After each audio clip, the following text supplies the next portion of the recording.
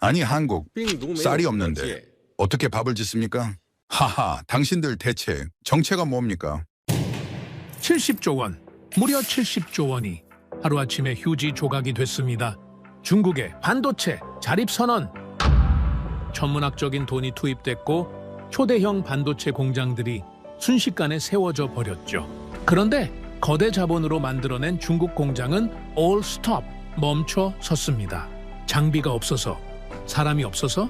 아닙니다. 일본에서 주는 소재 하나를 못 구해서 70조짜리 기계가 고철 덩어리가 된 겁니다. 이 패턴 어디선가 본 기억나지 않으십니까? 네, 대한민국, 한국도 한때 똑같은 상황을 겪었었죠. 하지만 보십시오. 똑같은 소재 위기를 맞았던 한국은 어떻습니까? 중국 가동률이 곤두박질 칠 때 한국 공장은 풀가동! 오히려 생산량이 폭주하고 있습니다. 이런 말까지 나오고 있습니다. 대한민국 반도체는 대체 뭘로 만들고 있는 겁니까? 자, 그럼 70조 자본도 못 해낸 걸 맨손으로 뚫어버린 대한민국 반도체에 미친 생존 본능 지금 시작합니다. 그 전에 잠깐 1초 만에 누를 수 있는 좋아요 버튼을 꾹 눌러주시면 영상 제작에 아주 큰 힘이 됩니다. 그럼 바로 시작하겠습니다. 70조 원을 쏟아부으면 뭐든 되는 줄 알았습니까? 천만의 말씀입니다. 중국이 그랬죠. 반도체 자립이라는 거창한 프로젝트를 시작했습니다. 공장을 지었고 최첨단 설비를 들였으며 전 세계에서 엔지니어를 끌어모았습니다. 돈이 문제가 아니었죠. 중국은 원하는 건 뭐든 살 수 있다고 믿었습니다. 시간도 살 수 있고 기술도 살 수 있으며 사람까지 살 수 있다고 생각했던 겁니다. 그런데 지금 저는 도저히 설명되지 않는 데이터를 마주하고 있습니다. 먼저 제 소개를 해야겠군요. 저는 리하르트 포겔입니다. 독일 출신이고 30년 넘게 국제 공급망 리스크를 분석해온 사람이죠. 유럽연합 집행위원회, 독일 경제부, 다국적 기업들이 제 고객이었습니다. 쉽게 말하면 공장이 언제 멈출지를 예측하는 게 제 일이에요. 저는 기술 자체를 분석하지 않습니다. 기술이 멈추는 순간을 계산하는 거죠. 그래서 저는 붕괴보다 정지를 먼저 봅니다. 공장이 완전히 무너지기 전에 나타나는 미세한 떨림, 심장이 멎기 직전의 부정맥 같은 신호를 잡아내는 게 제 전문 분야입니다. 그날도 평소처럼 아시아 반도체 시장 데이터를 검토하고 있었습니다. 중국 첨단 반도체 공장들의 가동률 그래프가 모니터에 펼쳐져 있었죠. 처음엔 대수롭지 않게 봤습니다. 신규 라인은 원래 초기에 불안정한 법이니까요. 그런데 뭔가 이상했습니다. 설비 도입은 이미 완료된 상태였죠. 전력 공급도 정상이었고 인력 충원율도 계획대로 진행됐습니다. 모든 조건이 완벽하게 갖춰져 있었는데 가동률 곡선이 계획치의 절반에도 미치지 못하고 있었습니다. 그때 전화벨이 울렸습니다. 미넨에 있는 옛 동료 클라우스였죠. 리하르트, 중국 데이터 봤나? 지금 보고 있네. 자네도 눈치챘나? 이상하지 않나? 설비는 다 들어갔는데 라인이 안 돌아가고 있어. 저는 모니터를 노려보며 대답했습니다. 그러게 말이야. 70조 원짜리 프로젝트가 이럴 리 없는데. 클라우스가 잠시 침묵하더니 낮은 목소리로 말했습니다. 혹시 장비 문제인가? 아니야. 장비는 정상 작동 중이야. 네덜란드랑 일본에서 들여온 최신형인데 결함 보고가 하나도 없어. 전력은? 그것도 확인했어. 정전 기록 없고 전압도 안정적이야. 그럼 뭐가 문제라는 거야? 저는 한숨을 내쉬었습니다. 그걸 내가 알면 이 시간에 자네한테 전화 안 받고 있겠지. 공장이 멈추면 어떻게 되는지 아십니까? 하루에 수천억 원이 공중으로 증발합니다. 반도체 한 장 못 만들어도 라인 유지비는 그대로 빠져나가니까요. 클린룸 온도 유지, 장비 대기 전력, 인건비까지 전부 고정 비용입니다. 생산이 멈춰도 돈은 계속 타들어가는 거죠. 이틀이 지나면 납품 계약이 흔들리기 시작합니다. 글로벌 고객사들은 절대 기다려주지 않아요. 스마트폰 출시일, 자동차 생산 일정, 서버 구축 계획이 전부 반도체 납품에 맞춰져 있거든요. 하루 이틀 늦어지면 바로 대체 공급처를 찾아 나섭니다. 일주일이면 시장에 소문이 퍼지기 시작하죠. 주가가 흔들리고 투자자들이 동요하며 심하면 국가 신용 등급까지 영향을 받습니다. 그래서 멈추는 건 공장만이 아닌 겁니다. 국가 전체가 멈추는 거예요. 저는 클라우스와 통화를 끊고 본격적으로 데이터를 파고들기 시작했습니다. 밤새 모니터 앞에 앉아 숫자들을 들여다봤죠. 설비 결함, 전력 문제, 인력 숙련도, 가능한 모든 원인을 하나씩 체크해 나갔습니다. 그러다가 한 가지 이상한 패턴을 발견했습니다. 특정 공정 구간에서만 반복적으로 지연이 발생하고 있었어요. 포토리소그래피 공정이었습니다. 반도체 회로를 웨이퍼 위에 새기는 핵심 단계인데 바로 그 지점에서 병목이 걸려 있었죠. 앞 공정까지는 순조롭게 흘러가다가 이 구간에서 갑자기 속도가 뚝 떨어지는 겁니다. 장비 문제가 아니라면 남은 건 하나였습니다. 소재. 저는 그 순간 등골이 서늘해지는 걸 느꼈습니다. 설마, 정말 설마. 다음 날 아침, 저는 반도체 소재 전문가인 마르틴에게 연락했습니다. 프랑크푸르트에서 화학 원자재 분석을 하는 친구였죠. 마르틴, 급하게 물어볼 게 있네. 무슨 일이야, 리하르트? 목소리가 심상치 않은데. 포토레지스트 말이야. 중국 쪽 공급 상황 어떻게 돌아가는지 아나? 전화기 너머로 마르틴이 숨을 들이쉬는 소리가 들렸습니다. 거기 건드리면 안 되는 거 알지? 무슨 소리야? 리하르트, 포토레지스트는 반도체의 피야. 이게 없으면 공장이 단 하루도 안 돌아가. 그리고 그 시장을 누가 쥐고 있는지 알잖아. 저는 알고 있었습니다. 아니, 알고 있다고 생각했죠. 일본이지. 그래, 일본이야. 도쿄오카, 시네스 화학, JSR. 이 세 회사가 전 세계 첨단 포토레지스트 시장을 거의 독점하고 있어. 마르티니 목소리를 낮췄습니다. 그런데 말이야, 최근에 이상한 소문이 돌아. 무슨 소문? 일본 발출하 일정이 자꾸 밀리고 있다더라고. 공식적인 제재는 없는데 검사 절차가 강화됐다나 서류 요구 사항이 늘어났다나 그런 식으로 저는 자리에서 벌떡 일어났습니다. 머릿속에서 퍼즐 조각들이 빠르게 맞춰지기 시작했죠. 중국 공장의 원인 모를 병목, 포토레지스트 공정에서 발생하는 반복적 지연, 일본의 압도적인 시장 지배력, 그리고 최근 눈에 띄게 늘어난 일본발 수출 행정 절차들. 마르틴, 이거 혹시? 네가 생각하는 그거야. 공식적인 제재는 없어. 뉴스에 나온 적도 없고 외교 분쟁으로 비화된 적도 없지. 하지만 현장에서는 분명히 뭔가가 달라지고 있어. 저는 창밖을 바라봤습니다. 베를린의 하늘이 잿빛으로 흐려져 있었죠. 이건 전쟁이 아니라 수도꼭지야. 뭐라고? 일본은 총을 쏘지 않았어. 그냥 수도꼭지를 조금 잠근 것뿐이야. 그런데 그 작은 행동이 70조 원짜리 프로젝트를 질식시키고 있는 거지. 마르틴이 한숨을 쉬었습니다. 소재 전쟁의 무서운 점이 그거야. 장비는 한 번 사면 몇 년은 쓸 수 있잖아. 비싸지만 내구성이 있지. 그런데 소재는 달라. 매달, 매주 들어와야 해. 한 번 끊기면 그걸로 끝이야. 장비는 뼈대고 소재는 피라는 거군. 정확해. 뼈대가 부러지면 깁스하고 기다리면 되지만 피가 안 돌면 사람은 죽어. 저는 담배를 한 대 물었습니다. 오랜만에 피우는 담배였죠. 금연한 지 5년이 넘었는데 이런 날은 어쩔 수 없었습니다. 중국은 뼈대를 사는데 70조 원을 썼습니다. 최첨단 장비를 들여오고 거대한 공장을 짓고 세계 최고의 엔지니어들을 스카우트했죠. 그런데 피를 공급하는 수도꼭지는 일본이 쥐고 있었던 겁니다. 연기를 내뿜으며 생각에 잠겼습니다. 이게 바로 소재의 무서움이구나. 돈으로 살 수 없는 것들이 있다는 걸 중국은 이제야 깨닫고 있는 거야. 저는 다시 모니터 앞에 앉아 데이터를 정리하기 시작했습니다. 보고서를 써야 하는데 어디서부터 시작해야 할지 막막했어요. 그때였습니다. 데이터를 정리하다가 이상한 점을 하나 더 발견했습니다. 중국 라인은 흔들리고 있는데 같은 시기 아시아의 다른 한 나라에서는 생산 차질 보고가 전혀 없었습니다.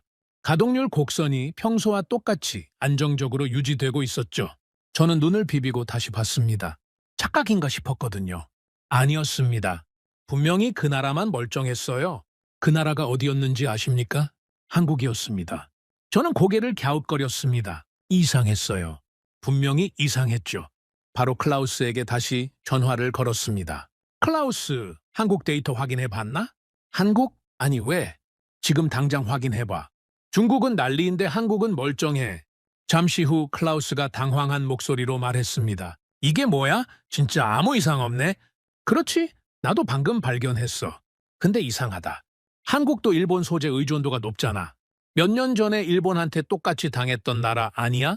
그 순간 저는 소름이 돋았습니다. 맞습니다. 한국은 몇 년 전에 일본한테 똑같은 칼을 맞은 나라였어요. 그때 일본이 한국을 상대로 반도체 소재 수출을 규제했던 거 기억하십니까? 포토레지스트, 고순도 불화수소, 플루오린 폴리이미드 이 세 가지 핵심 소재의 수출 절차를 대폭 강화했었죠. 당시 전 세계 언론이 난리였습니다. 한국 반도체 산업이 큰 타격을 입을 거라는 전망이 쏟아졌어요. 저도 그때 보고서를 썼습니다. 제목이 뭐였는지 아십니까? 한국 반도체, 구조적 취약성 노출. 저는 그 보고서에서 한국이 위험하다고 썼습니다. 핵심 소재의 대일 의존도가 너무 높다고 지적했죠. 일본이 수도꼭지를 잠그면 한국 반도체는 몇 달 안에 심각한 타격을 입을 거라고 예측했습니다. 그런데 지금 제 눈앞의 데이터는 뭘 말하고 있습니까? 한국은 멀쩡했습니다. 아니, 멀쩡한 정도가 아니라 평소보다 더 안정적으로 돌아가고 있었어요. 클라우스, 이건 말이 안 돼. 그러게. 같은 칼을 맞았던 나라가 왜 지금은 끄떡없는 거지? 저는 의자 등받이에 몸을 기댔습니다. 담배 연기가 천장으로 피어올랐죠? 뭔가 제가 놓친 게 있었습니다. 한국에서 그 몇 년 사이에 뭔가가 바뀐 거예요. 그런데 저는 그걸 주목하지 않았습니다. 한국은 그냥 운이 좋았거나 일본이 봐줬거나 아니면 위기가 과장됐던 거라고 생각했죠. 하지만 지금 데이터가 말해주고 있었습니다. 이건 운이 아니었다고. 클라우스, 나 한국 파일 다시 열어봐야겠어. 몇 년 전 거? 그거 진작 닫아뒀잖아. 그러니까 문제지. 내가 뭔가를 놓친 것 같아. 저는 한국 관련 파일을 열었습니다. 몇 년 전에 닫아두고 다시 열어보지 않았던 파일이었죠. 그 안에 답이 있을 거라는 직감이 들었습니다. 한국에서 도대체 무슨 일이 있었던 겁니까? 같은 칼을 맞았는데 왜 한국만 살아남은 겁니까? 저는 30년간 공급망을 분석해왔습니다. 수백 개의 공장이 멈추는 걸 봤고 수십 개의 국가가 위기에 빠지는 걸 지켜봤죠. 그 경험으로 단언할 수 있습니다. 위기 앞에서 살아남는 건 운이 아닙니다.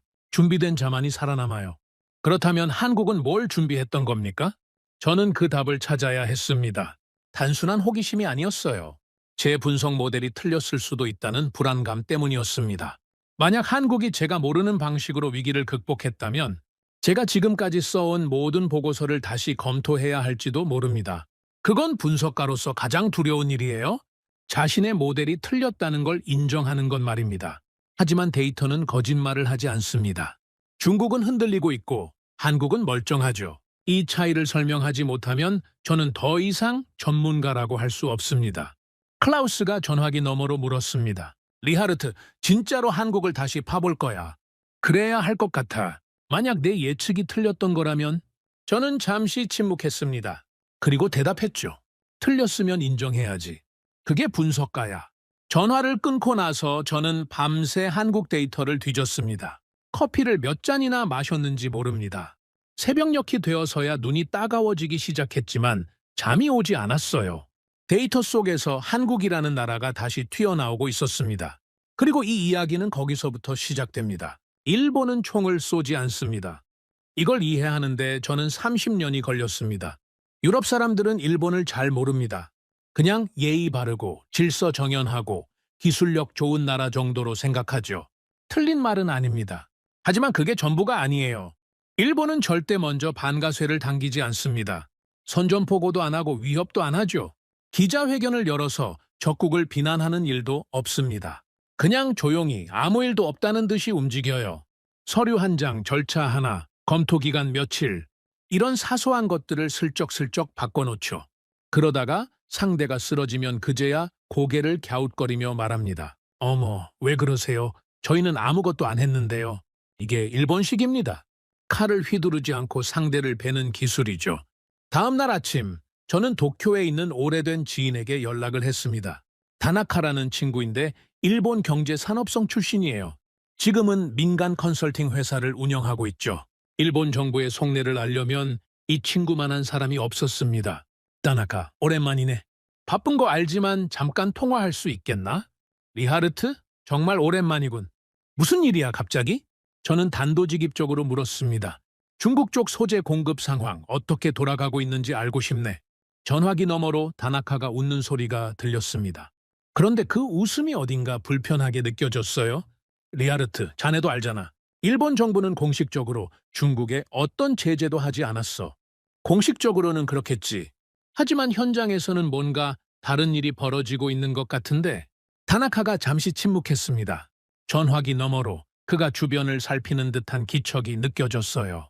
그리고 목소리를 한층 낮춰서 말했죠. 리하르트, 우리가 얼마나 오래 알고 지낸 사이야. 20년은 됐지. 그래서 하는 말인데 이건 전화로 할 얘기가 아니야. 그냥 이것만 알아도 일본은 절대 먼저 총을 쏘지 않아. 하지만 누군가 먼저 움직이면 우리도 움직여야 할 때가 있지. 저는 그 말의 의미를 곱씹었습니다. 다나카는 그 이상 말해주지 않았어요. 하지만 충분했습니다. 제 추측이 맞았다는 걸 확인한 거니까요. 일본은 중국을 공식적으로 제재하지 않았습니다. 뉴스에 나올 만한 일은 아무것도 하지 않았죠. 하지만 보이지 않는 곳에서 수도꼭지를 조이고 있었어요. 출하 일정을 조금씩 밀고 검사 절차를 강화하고 서류 요구 사항을 늘리는 식으로요. 하나하나는 정말 사소한 것들입니다. 행정 절차가 며칠 늦어진다고 누가 뭐라고 하겠습니까? 검사를 좀 더 꼼꼼히 한다는데 무슨 문제가 있겠어요? 그런데 그 사소한 것들이 쌓이면 어떻게 되는지 아십니까? 공장이 멈춥니다. 포토레지스트는 유통기한이 있는 물질이에요. 냉동 보관의 차광 조건까지 맞춰야 하죠. 매달 어떤 제품은 매주 새로 공급받아야 합니다. 그 공급이 일주일만 늦어져도 라인 전체가 흔들리고 2주가 늦어지면 생산 계획을 전면 수정해야 하며 한 달이 늦어지면 공장이 서는 겁니다. 일본은 그걸 정확히 알고 있었습니다. 그래서 총을 쏘지 않은 거예요. 총을 쏘면 전쟁이 되지만 수도꼭지를 잠그면 사고가 됩니다. 사고는 누구 책임인지 따지기 어렵죠. 저는 한국 파일을 열어놓고 본격적인 분석에 들어갔습니다. 몇 년 전 일본이 한국에 했던 일을 처음부터 다시 살펴봐야 했어요. 그때 무슨 일이 있었고 한국이 어떻게 대응했는지를 이해해야 지금 벌어지는 일의 본질이 보일 터였습니다. 소재 전문가인 마르틴에게 전화를 걸었습니다. 마르틴, 급하게 물어볼 게 있네. 한국이 그때 어떻게 대응했는지 자세히 아나? 어느 정도는 알지. 왜 갑자기 한국에 관심이 생겼어? 데이터를 보다가 이상한 점을 발견했거든. 중국은 난리인데 한국은 너무 멀쩡해서. 마르틴이 잠시 생각하더니 설명을 시작했습니다. 일단 한국 정부가 소재 국산화 프로젝트를 전폭적으로 밀었어. 돈을 쏟아부었고 규제를 풀었지. 보통 신소재 승인에 몇 년 걸리는 절차를 몇 달로 단축시켰다더라고. 그게 가능해? 안전성 검증이나 품질 테스트는 어떻게 하고? 보통은 안 되지.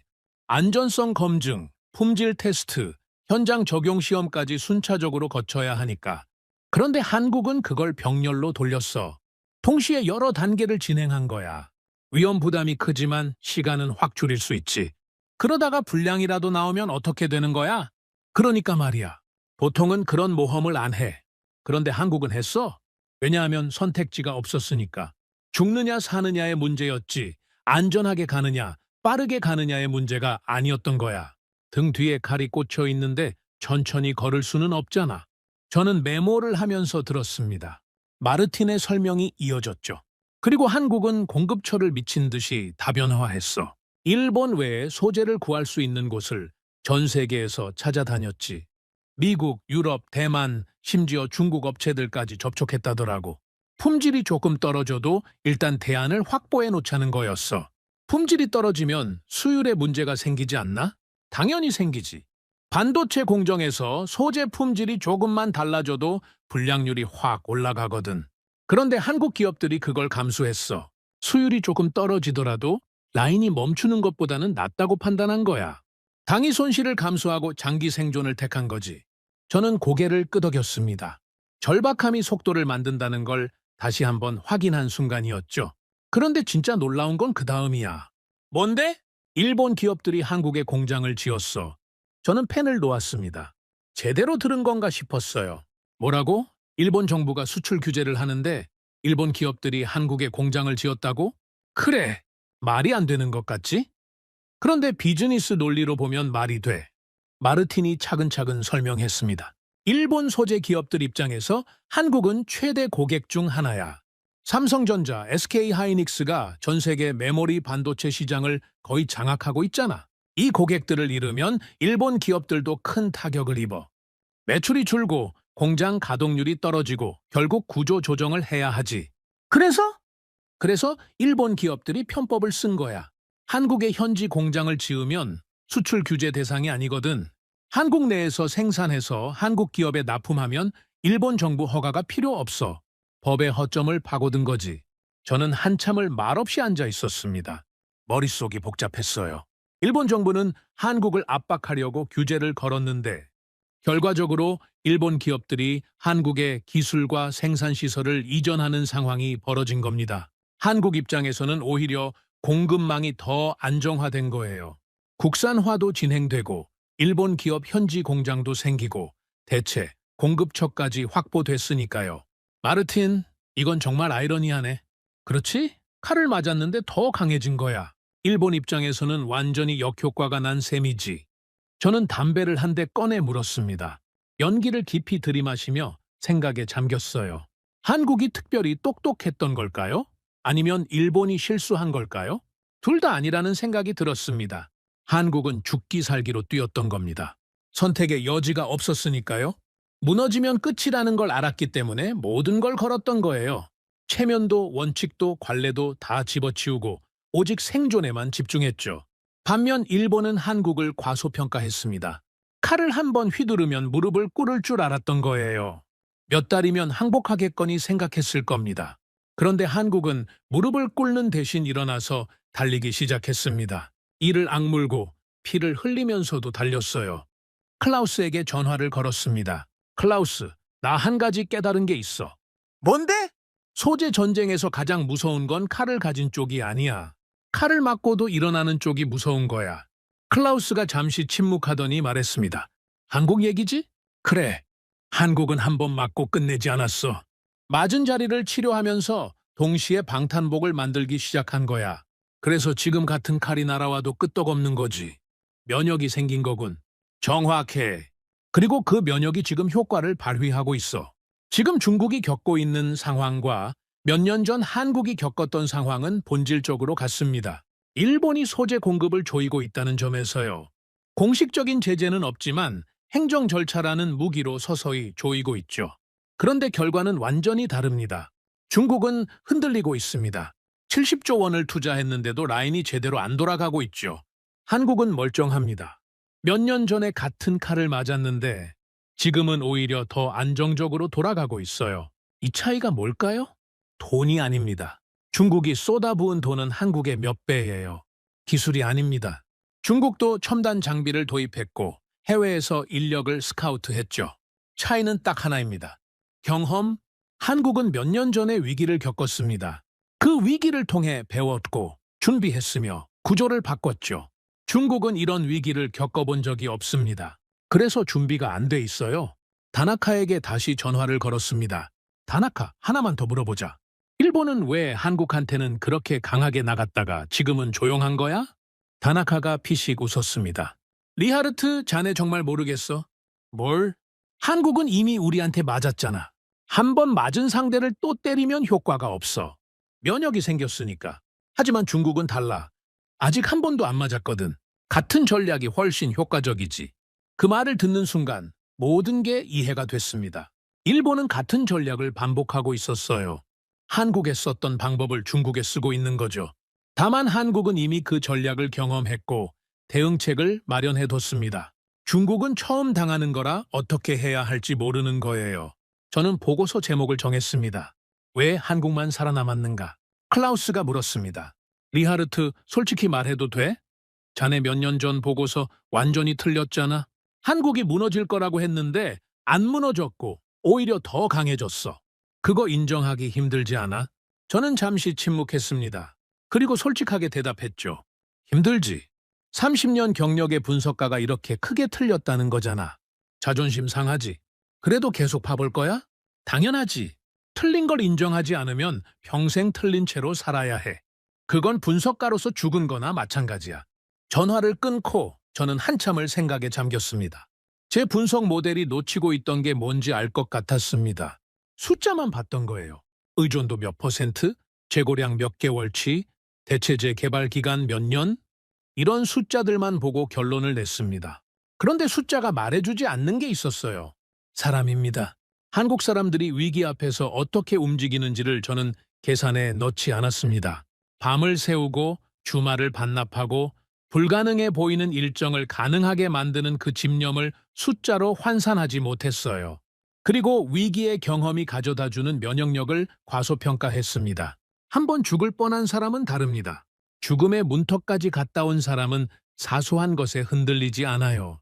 한국은 그런 나라였습니다. 한번 죽을 뻔했고 그래서 지금은 훨씬 강해진 거죠. 이 전쟁은 아직 끝나지 않았습니다. 일본의 조용한 압박은 계속되고 있고 중국의 고군 분투도 진행 중이죠. 그리고 한국은 그 사이에서 묵묵히 자기 라인을 돌리고 있습니다. 한 가지는 점점 확실해지고 있었습니다. 한국은 준비하고 있다는 겁니다.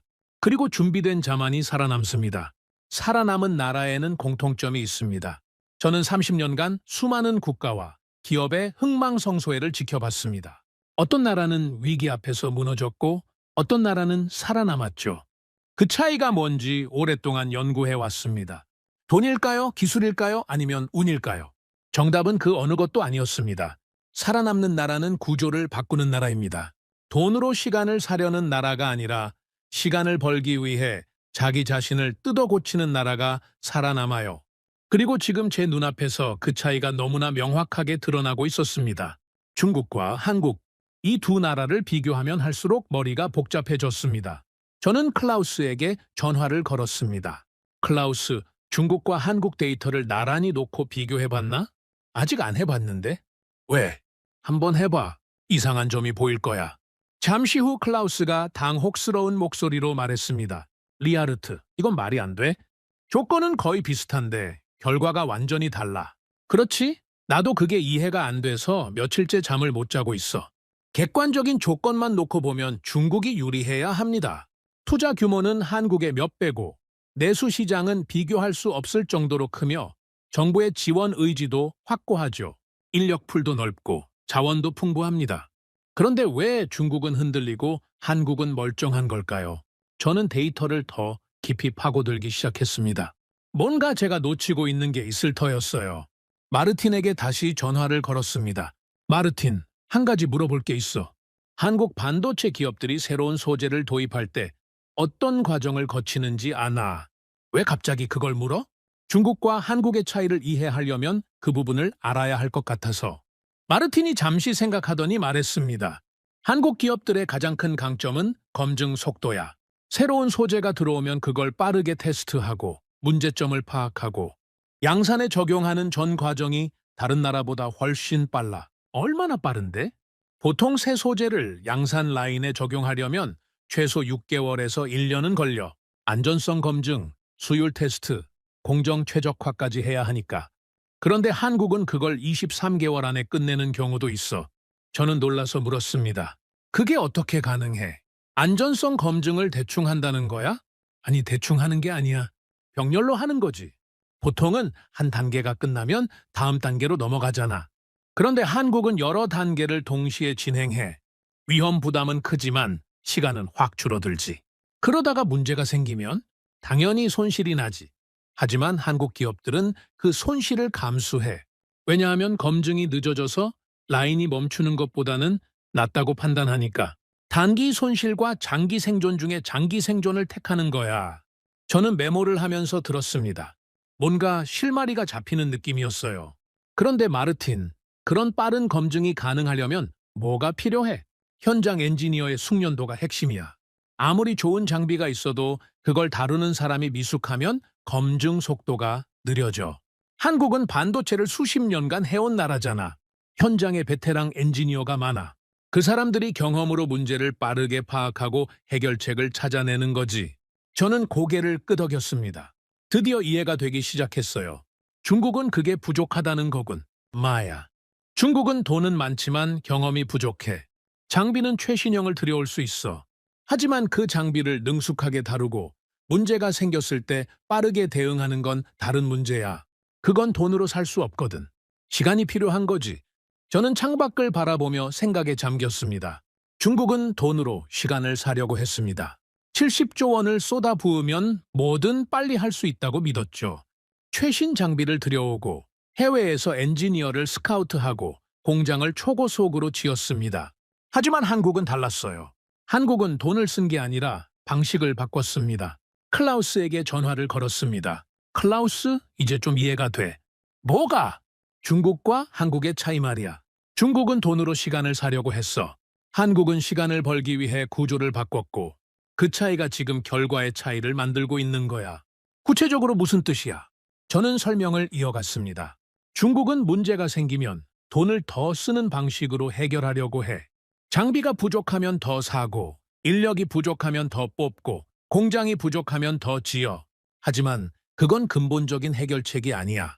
소재 공급이 막히면 아무리 장비가 많아도 소용없거든. 그렇지. 반면 한국은 문제가 생기면 시스템 자체를 뜯어 고쳐.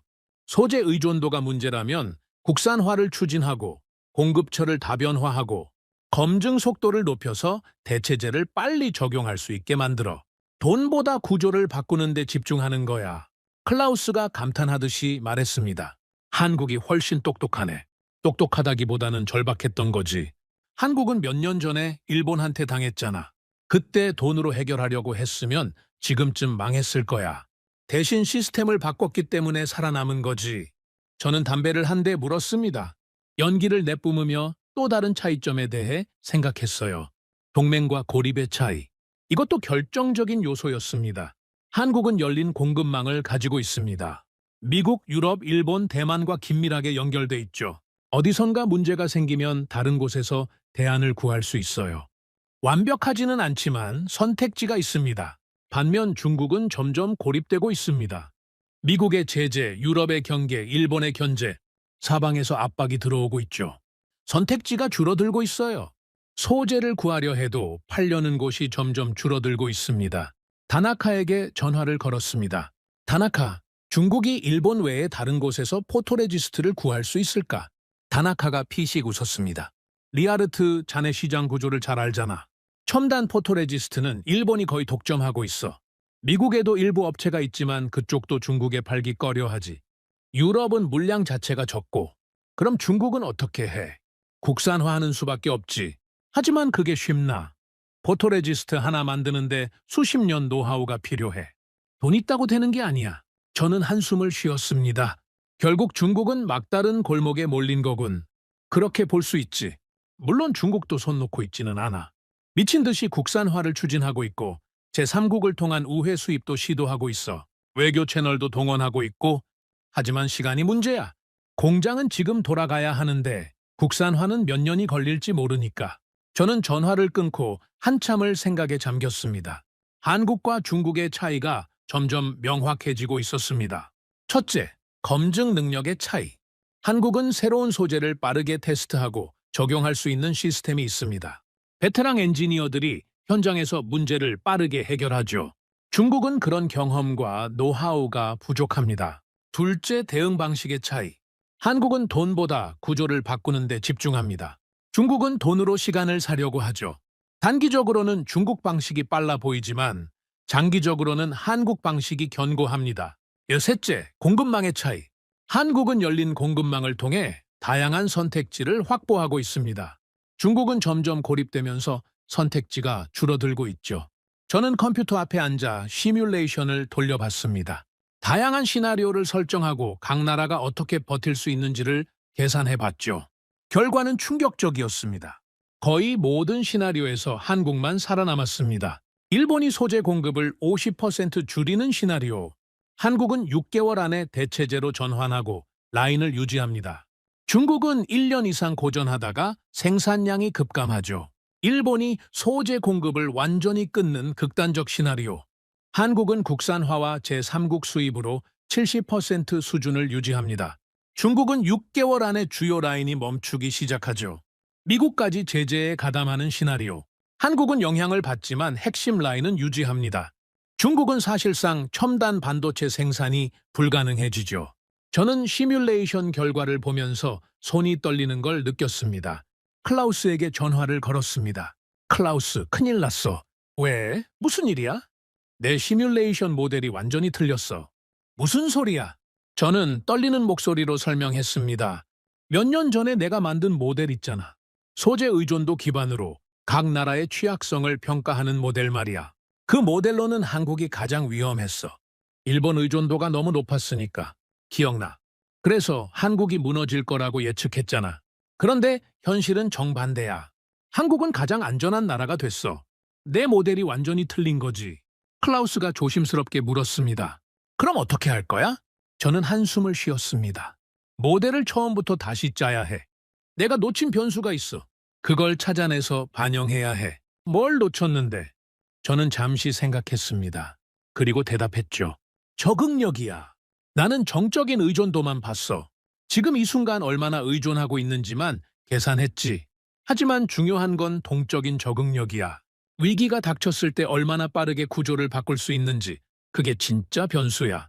그걸 어떻게 수치화해? 그게 문제지. 적응력은 숫자로 표현하기 어려워. 현장 엔지니어의 숙련도, 조직의 유연성, 위기 대응 경험, 이런 것들을 어떻게 숫자로 만들겠어? 하지만 이걸 반영하지 않으면 내 모델은 계속 틀릴 거야. 전화를 끊고 저는 밤새 고민에 빠졌습니다. 30년간 쌓아온 분석 모델이 근본적으로 잘못됐다는 걸 인정하는 건 쉬운 일이 아닙니다. 자존심의 문제가 아니에요. 그 모델을 기반으로 수많은 보고서를 썼고 그 보고서를 바탕으로 기업과 정부가 의사결정을 내렸거든요. 내가 틀렸다는 건 그 모든 결정이 잘못된 정보에 기반했을 수 있다는 뜻입니다. 하지만 틀린 걸 인정하지 않으면 더 큰 문제가 생깁니다. 앞으로도 계속 틀린 예측을 하게 되니까요. 저는 마르틴에게 전화를 걸었습니다. 마르틴, 한 가지만 더 물어볼게. 한국 엔지니어들이 문제를 해결하는 방식이 다른 나라와 뭐가 다른 것 같아? 마르틴이 잠시 생각하더니 말했습니다. 내가 직접 본 건 아니지만 들은 얘기로는 한국 엔지니어들은 데이터에 굉장히 집착한다더라고. 문제가 생기면 감으로 해결하려 하지 않고 데이터를 모아서 분석하고 그걸 바탕으로 의사결정을 내린대. 그리고 결과를 다시 데이터로 검증하고. 그게 뭐가 특별해? 다른 나라도 그렇게 하지 않나? 이론적으로는 그렇지. 하지만 실제로는 많은 나라에서 경험이나 직감에 의존하는 경우가 많아.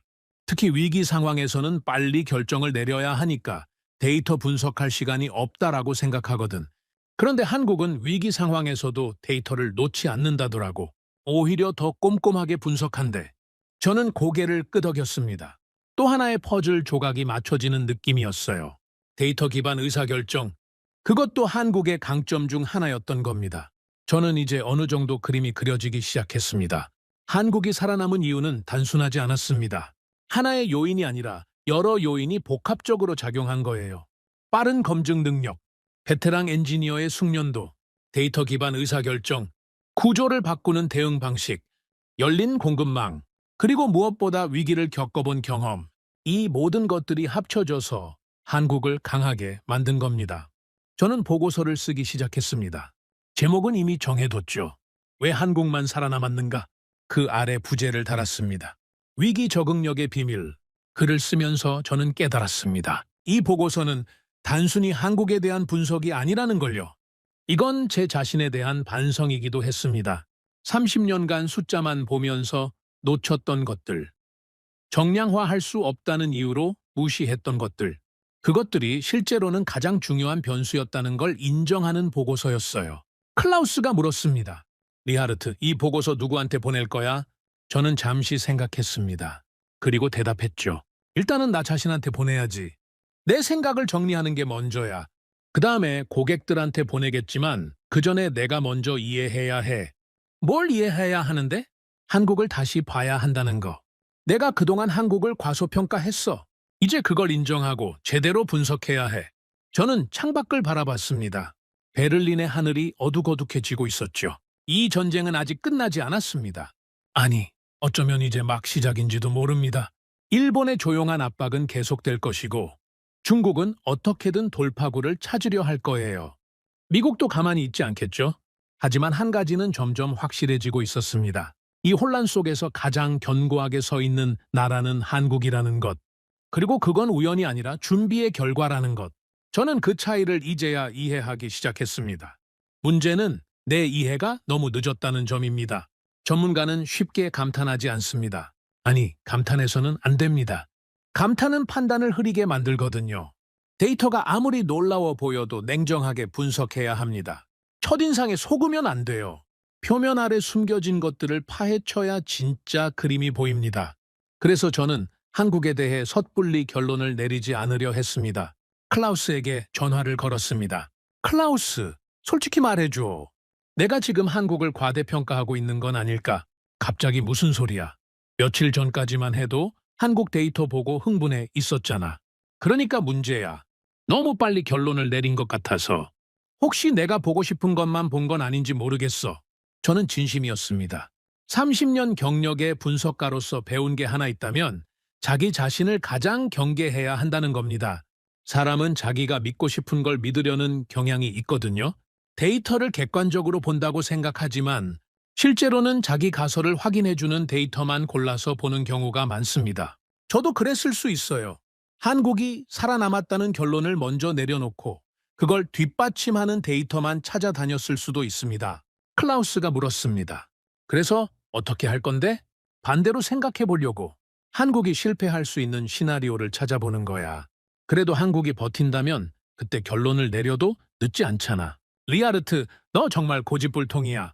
데이터가 이미 답을 말해주고 있는데 왜 자꾸 의심하는 거야? 저는 한숨을 쉬었습니다. 내가 틀렸던 적이 한두 번이 아니잖아. 몇 년 전에 한국이 무너질 거라고 했다가 완전히 틀렸고 이번에도 틀릴 수 있어. 전문가라고 해서 항상 맞는 게 아니야. 그날부터 저는 일부러 한국의 약점을 찾기 시작했습니다. 한국이 실패할 수 있는 가능성, 한국 시스템의 허점, 한국이 버티지 못할 시나리오, 그런 것들을 집중적으로 파고들었죠. 동시에 중국의 방역 시도도 주시하고 있었습니다. 중국이 가만히 있을 리 없었거든요. 마르틴에게 전화를 걸었습니다. 마르틴, 중국이 지금 어떻게 대응하고 있는지 아나? 당연히 알지. 난리 났어. 소재 국산화를 미친 듯이 밀어붙이고 있어. 효과가 있어? 마르틴이 잠시 침묵했습니다. 그리고 조심스럽게 말했죠. 솔직히 잘 모르겠어. 중국 정부 발표로는 국산화율이 빠르게 올라가고 있다고 하는데 현장 얘기는 좀 달라. 양은 늘었는데 품질이 문제라더라고. 첨단 공정에는 아직 못 쓴대. 그럼 당장은 효과가 없다는 거네. 당장은 그렇지. 하지만 중국을 얕보면 안 돼. 그 나라는 일단 마음먹으면 무섭게 밀어붙이잖아. 시간이 좀 걸리겠지만 결국은 따라잡을 수도 있어. 저는 메모를 했습니다. 중국의 국산화 시도는 단기적으로는 효과가 제한적이지만 장기적으로는 변수가 될 수 있다. 다른 건 제3국 우회 수입도 시도하고 있어. 일본에서 직접 못 사니까 다른 나라를 통해서 들여오는 거지. 동남아시아 쪽 페이퍼 컴퍼니를 세워서 수입하는 방식이야. 그건 효과가 있어. 일본은 있지. 하지만 물량이 제한적이야. 그리고 미국이 그런 우회 루트를 감시하고 있어서 점점 어려워지고 있어. 적발되면 제재 대상이 되니까 협력하려는 나라도 줄어들고 있고. 저는 고개를 끄덕였습니다. 중국의 우회 시도도 한계가 있다는 거군요. 외교적으로는 그것도 열심히 하고 있지. 일본 정부의 비공식 채널로 접촉하고 있다는 얘기가 있어. 제재를 풀어달라고 협상하는 거지. 하지만 일본이 쉽게 응할 것 같지는 않아. 지금 일본 입장에서는 이게 엄청난 지렛대거든. 쉽게 놔주지 않을 거야.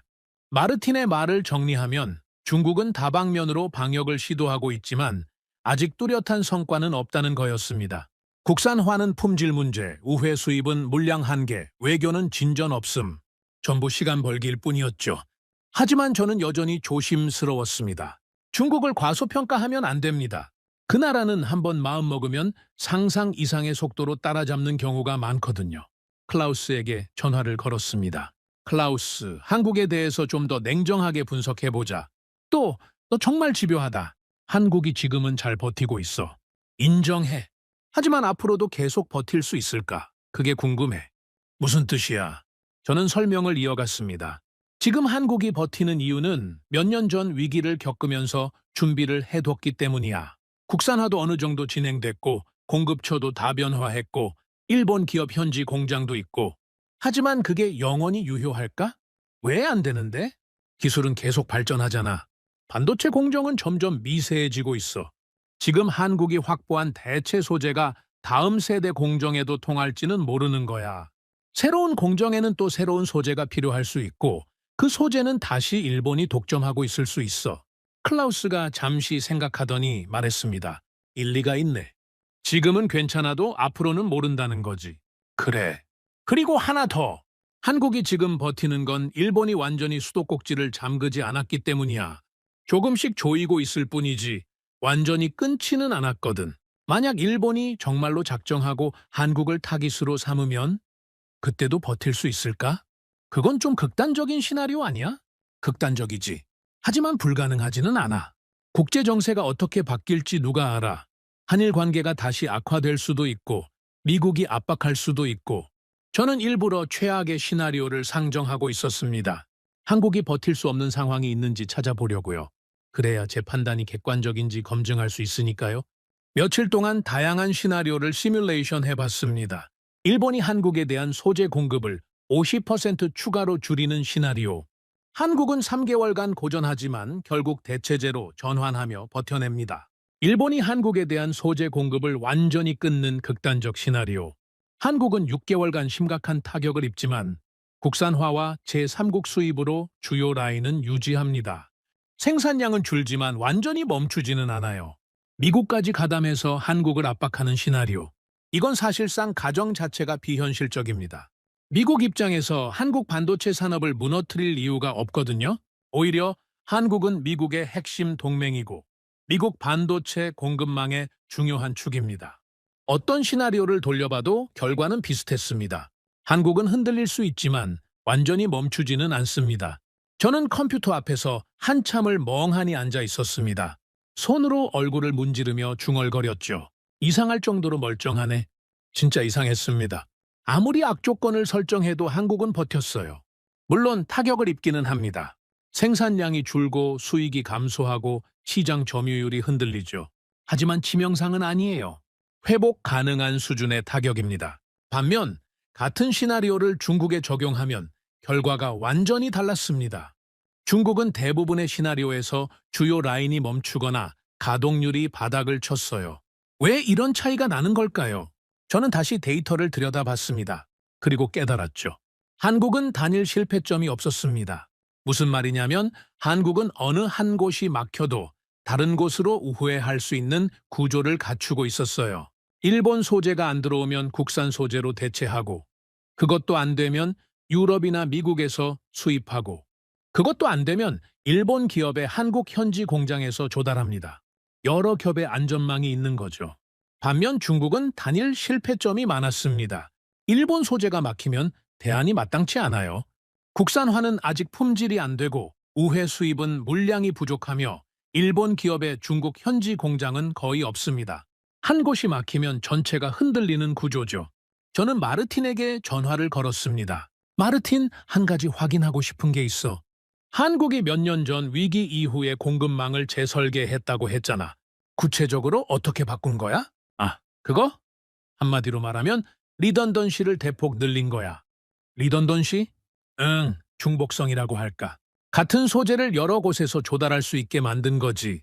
예전에는 포토레지스트를 일본 A사에서만 샀다면 지금은 일본 A사, 일본 B사의 한국 공장, 국내 C사, 미국 D사 이렇게 4곳에서 사는 거야. 한 곳이 막혀도 다른 곳에서 가져올 수 있게. 그거 비용이 많이 들지 않아? 여러 곳에서 사면 대량 구매 할인도 못 받고 관리도 복잡해지잖아. 당연히 비용이 더 들지. 효율성 측면에서는 손해야. 하지만 한국 기업들이 그걸 감수한 거야. 효율성보다 안정성을 택한 거지. 위기 때 라인이 멈추는 손실에 비하면 평소에 조금 더 내는 비용은 보험료라고 생각하는 거야. 저는 고개를 끄덕였습니다. 드디어 전체 그림이 보이기 시작했어요. 한국은 효율성을 희생하고 안정성을 택했습니다.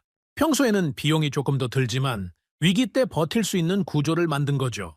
그게 지금 효과를 발휘하고 있는 겁니다. 반면 중국은 효율성을 극대화하는 방향으로 갔어요. 최저가로 대량 구매하고 공급처를 단일화해서 관리 비용을 줄이고 평소에는 이득이지만 위기 때 취약한 구조죠. 저는 담배를 한 대 물었습니다. 연기를 깊이 들이마시며 생각에 잠겼어요. 결국 저는 인정해야 했습니다. 데이터가 저를 배신한 게 아니었어요. 제가 데이터를 제대로 못 읽었던 겁니다. 몇 년 전에 저는 한국의 높은 대일 의존도만 보고 위험하다고 판단했습니다. 숫자만 봤죠. 의존도 90%. 그 숫자가 너무 컸기 때문에 한국은 위험하다고 결론 내렸어요. 하지만 그 이후에 한국이 뭘 했는지는 제대로 추적하지 않았습니다. 의존도가 낮아지고 있다는 건 알았지만 그게 얼마나 체계적으로 진행되고 있는지, 어떤 구조적 변화가 일어나고 있는지는 파악하지 못했어요. 그 결과 지금 제 예측은 완전히 빗나갔고 제 분석 모델은 쓸모없게 됐습니다. 클라우스에게 전화를 걸었습니다. 클라우스, 나 결론 내렸어. 뭔데? 한국을 과대평가한 게 아니야. 오히려 과소평가했던 거야. 몇 년 전에도 지금까지도. 갑자기 왜 또 그래? 며칠 전에는 과대평가한 것 같다고 했잖아. 그래서 검증해봤잖아. 최악의 시나리오를 돌려봤는데 한국은 다 버텨. 흔들리기는 해도 무너지지는 않아. 내가 아무리 악조건을 설정해도 결과가 같아. 클라우스가 잠시 침묵했습니다. 그리고 물었죠. 그럼 이제 어떻게 할 거야? 저는 한숨을 쉬었습니다. 인정해야지. 내가 틀렸다는 거. 한국에 대해서 처음부터 다시 분석해야 해. 그리고 내 분석 모델도 수정해야 하고. 그거 쉬운 일 아니잖아? 자존심 문제도 있고. 자존심이 뭐가 중요해? 틀린 분석을 계속 고집하면 더 큰 실수를 하게 돼. 그게 더 무서워. 전화를 끊고 저는 창밖을 바라봤습니다. 베를린의 밤하늘이 어두웠죠. 전문가로서 가장 두려운 순간은 자신이 틀렸다는 걸 깨달을 때입니다. 30년간 쌓아온 경험과 판단력이 한순간에 무너지는 느낌이거든요. 내가 지금까지 뭘 했나 싶은 자괴감이 밀려옵니다. 하지만 더 두려운 건 틀렸다는 걸 알면서도 인정하지 않는 겁니다. 그러면 같은 실수를 반복하게 되고 결국 분석가로서의 생명이 끝나게 돼요. 저는 선택해야 했습니다. 자존심을 지킬 것인가, 진실을 인정할 것인가. 저는 진실을 택했습니다. 한국은 내가 생각했던 것보다 훨씬 강한 나라였습니다. 몇 년 전 위기를 겪으면서 체질을 완전히 바꿨어요. 효율성 대신 안정성을 택했고 단일 공급처 대신 다중 공급망을 구축했으며 위기 대응 역량을 체계적으로 키웠습니다. 그 결과 지금 같은 소재 전쟁에서도 끄떡없이 버티고 있는 거죠. 저는 새 보고서를 쓰기 시작했습니다. 기존 보고서를 전면 수정하는 내용이었어요. 몇 년 전에 제가 쓴 한국 위험 분석을 정면으로 반박하는 보고서였죠. 제목은 이렇게 정했습니다. 수정 보고서 한국 반도체 산업 재평가. 그리고 첫 문장은 이렇게 시작했어요. 본 분석가는 몇 년 전 보고서에서 한국 반도체 산업의 구조적 취약성을 지적한 바 있다. 그러나 이후 전개된 상황과 현재 데이터를 종합적으로 분석한 결과 해당 평가가 중대한 오류를 포함하고 있었음을 인정한다. 자존심 상하는 문장이었습니다. 하지만 써야 했어요. 그게 분석가의 도리니까요. 글을 쓰면서 저는 생각했습니다. 한국은 무너지지 않았다. 내 예측과 달리, 내 모델과 달리, 내 확신과 달리. 그리고 그건 운이 아니었다. 준비의 결과였다. 이제 저는 그 준비가 정확히 무엇이었는지, 어떻게 이루어졌는지를 더 깊이 파헤쳐야 합니다. 그래야 제 분석 모델을 제대로 수정할 수 있으니까요. 이 전쟁은 아직 끝나지 않았습니다. 하지만 한 가지는 확실해졌어요. 내가 틀렸다는 것, 그리고 한국이 옳았다는 것, 그 사실을 인정하는 것이 새로운 시작이었습니다. 한국은 소리 없이 움직였습니다. 이게 가장 인상적이었어요. 보통 위기를 극복한 나라들은 자랑을 합니다. 정부는 성과를 홍보하고 언론은 영웅담을 만들어내며 기업들은 광고를 통해 자신들의 대단함을 알리죠. 우리는 대단하다. 우리는 해냈다. 이런 메시지를 끊임없이 쏟아냅니다. 그런데 한국은 달랐습니다. 물론 한국 언론에서도 관련 보도가 나오긴 했어요. 국산화 성과니, 공급망 다변화니 하는 기사들이 있었죠. 하지만 제가 예상했던 것보다 훨씬 조용했습니다. 마치 별일 아니라는 듯이 원래 하던 일을 계속하고 있다는 듯이 담담하게 움직이고 있었어요. 클라우스에게 전화를 걸었습니다. 클라우스, 이상하지 않아? 뭐가? 한국 말이야. 이 정도 성과를 냈으면 난리가 나야 정상 아니야. 중국을 이기고 있다. 일본의 압박을 버텨냈다. 이런 식으로 자랑을 해야 할 것 같은데. 근데 너무 조용해. 클라우스가 킥킥 웃었습니다. 너 한국 사람들 잘 모르는구나. 그 사람들 원래 그래. 밖에서는 난리치는 것 같아도 진짜 중요한 일은 조용히 하더라고. 그게 무슨 뜻이야?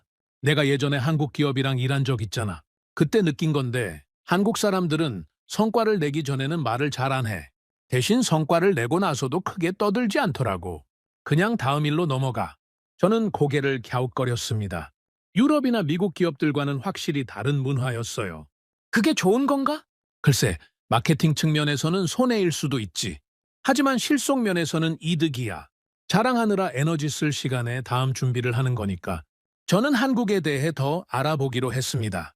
지금까지는 데이터와 숫자 위주로 분석했는데 현장에서 실제로 무슨 일이 벌어지고 있는지를 파악해야 할 것 같았어요. 마르틴에게 전화를 걸었습니다. 마르틴, 한국 반도체 현장을 직접 본 적 있어? 직접은 아니고 거기서 일했던 사람을 인터뷰한 적은 있어. 왜? 한국이 어떻게 이렇게 빨리 적응할 수 있었는지 궁금해서. 데이터로는 설명이 안 되는 부분이 있거든. 마르틴이 잠시 생각하더니 말했습니다. 내가 들은 얘기로는 한국 반도체 공장의 분위기가 좀 독특하대. 군대 갔다고 해야 하나? 위계 질서가 확실하고 명령 체계가 빠르며 실행력이 엄청나대. 군대 갔다고? 응. 문제가 생기면 회의하느라 시간 끄는 게 아니라 바로 움직인대. 위에서 결정 내리면 아래에서 즉시 실행하고. 그 속도가 다른 나라 공장과 비교가 안 된다더라고. 저는 메모를 했습니다. 빠른 의사결정과 실행력. 그게 한국의 강점 중 하나였던 거군요. 근데 그게 좋은 거야? 위에서 잘못된 결정을 내리면 어떻게 해? 마르틴이 웃었습니다. 그게 포인트야. 한국 기업들은 의사결정권자가 현장을 잘 알아. 책상에 앉아서 보고서만 보는 게 아니라 직접 공장에 내려가서 상황을 파악하거든. 그래서 잘못된 결정이 나올 확률이 낮아. 임원이 직접 공장에 내려간다고? 응? 위기 상황에서는 특히 더 그렇대.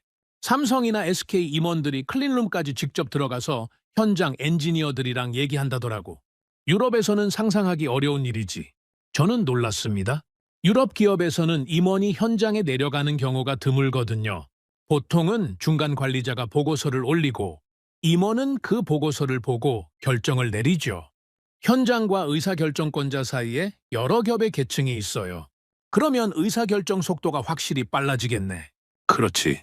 현장 상황을 직접 봤으니까 회의에서 설명 듣느라 시간 낭비할 필요가 없잖아. 문제가 뭔지 이미 알고 해결책도 현장에서 논의하고 바로 실행에 옮기는 거야. 저는 점점 한국 시스템의 실체가 보이기 시작했습니다. 한국의 강점은 기술력만이 아니었어요. 조직 운영 방식, 의사결정 구조, 현장 중심 문화, 이런 소프트한 요소들이 결합돼서 빠른 적응력을 만들어내고 있었던 겁니다. 타나카에게 전화를 걸었습니다. 타나카, 한국 반도체 기업들의 위기 대응 방식에 대해 아는 거 있어? 타나카가 잠시 침묵했습니다. 그리고 조심스럽게 말했죠. 리하르트, 솔직히 말할게. 우리 일본 기업들도 한국을 많이 연구해. 어떻게 저렇게 빠르게 움직이는지. 일본도 한국을 연구한다고? 응. 기술력은 우리도 있어. 품질 관리도 자신 있고. 하지만 속도에서는 한국을 못 따라가. 그게 인정하기 싫지만 사실이야. 왜 못 따라가는 건데? 타나카가 한숨을 쉬었습니다. 우리는 합의 문화가 강하거든. 뭔가 결정하려면 관련 부서 전부 동의를 받아야 해. 그게 품질 면에서는 장점이야. 실수가 적거든. 하지만 속도 면에서는 치명적인 약점이지. 위기 상황에서 합의하느라 시간 다 보내면 늦어. 한국은 다르다는 거지? 응. 한국은 위기 상황에서 톱다운으로 빠르게 결정하고 움직여. 합의보다 실행을 우선시하지. 물론 그래서 실수도 더 많을 수 있어. 하지만 실수를 빨리 하고 빨리 고치는 게 천천히 완벽하게 하는 것보다 나을 때가 있거든. 저는 고개를 끄덕였습니다. 다나카의 설명이 마르틴의 얘기와 맞아떨어졌어요. 한국은 완벽함보다 속도를 택했습니다. 실수할 수 있다는 걸 알면서도 일단 움직였어요. 그리고 실수를 발견하면 빠르게 수정했죠. 그 사이클이 다른 나라보다 훨씬 빨랐던 겁니다. 저는 클라우스에게 다시 전화를 걸었습니다. 클라우스, 한국 시스템에 대해 좀 더 알아봤어. 뭘 알아냈는데? 한국의 강점은 기술만이 아니야. 조직 문화, 의사결정 구조, 현장 중심주의, 이런 것들이 합쳐져서 엄청난 속도를 만들어내고 있어. 좀 더 구체적으로 설명해 줄 수 있어? 저는 생각을 정리하며 설명했습니다. 일단 한국은 위기 대응이 회의가 아니라 습관이야. 무슨 말이냐면 위기가 닥치면 회의실에 모여서 어떻게 할지 토론하는 게 아니라 이미 정해진 프로토콜대로 움직인다는 거지. 마치 소방관들이 화재 신고를 받으면 회의하지 않고 바로 출동하는 것처럼. 그게 가능해? 위기 상황이 매번 다를 텐데. 물론 세부 사항은 다르지.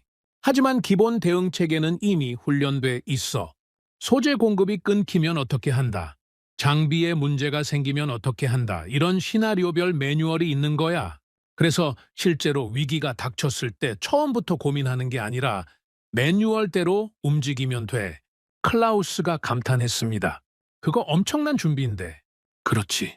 그리고 그 준비가 몇 년 전 일본 수출 규제 때 제대로 작동했던 거야. 당시에 한국이 빠르게 대응할 수 있었던 건 갑자기 똑똑해져서가 아니라 이미 준비가 돼 있었기 때문이야. 저는 또 하나의 중요한 점을 발견했습니다. 한국의 강점은 국산화율 자체가 아니었어요. 국산화율보다 더 중요한 건 검증 속도였습니다. 무슨 말이냐면 새로운 소재를 개발하거나 수입했을 때 그걸 실제 양산 라인에 적용하기까지 걸리는 시간 말입니다. 보통은 이 과정이 6개월에서 1년 이상 걸려요. 안전성 검증, 수율 테스트, 공정 최적화까지 여러 단계를 거쳐야 하니까요. 그런데 한국은 이 시간을 획기적으로 단축했습니다. 마르틴에게 다시 전화를 걸어 물었습니다. 마르틴, 한국이 새 소재 검증 시간을 어떻게 줄인 건지 알아? 몇 가지 방법을 썼다고 들었어. 일단 검증 단계를 병렬로 돌린 거야. 순차적으로 하면 시간이 오래 걸리니까 여러 테스트를 동시에 진행한 거지. 그러면 위험하지 않아? 당연히 위험하지. 한 단계에서 문제가 발견되면 다른 단계 결과가 다 무효가 될 수 있으니까. 하지만 한국은 그 위험을 감수했어. 시간이 더 급했으니까. 또 다른 방법은 현장 엔지니어들의 경험을 최대한 활용했대. 데이터만 보고 판단하는 게 아니라 베테랑 엔지니어들의 감각도 중요하게 반영한 거지. 이 소재는 느낌이 좋다. 이건 뭔가 이상하다. 이런 직관적인 판단 말이야. 그게 과학적인 방법이야? 마르틴이 웃었습니다. 과학적이지는 않지. 하지만 효과적이야. 베테랑 엔지니어가 수십 년 경험으로 쌓은 직관은 무시할 게 아니거든. 데이터로는 잡히지 않는 미묘한 차이를 감지할 수 있어. 저는 메모를 했습니다. 데이터와 직관의 결합. 그것도 한국의 강점이었던 거군요.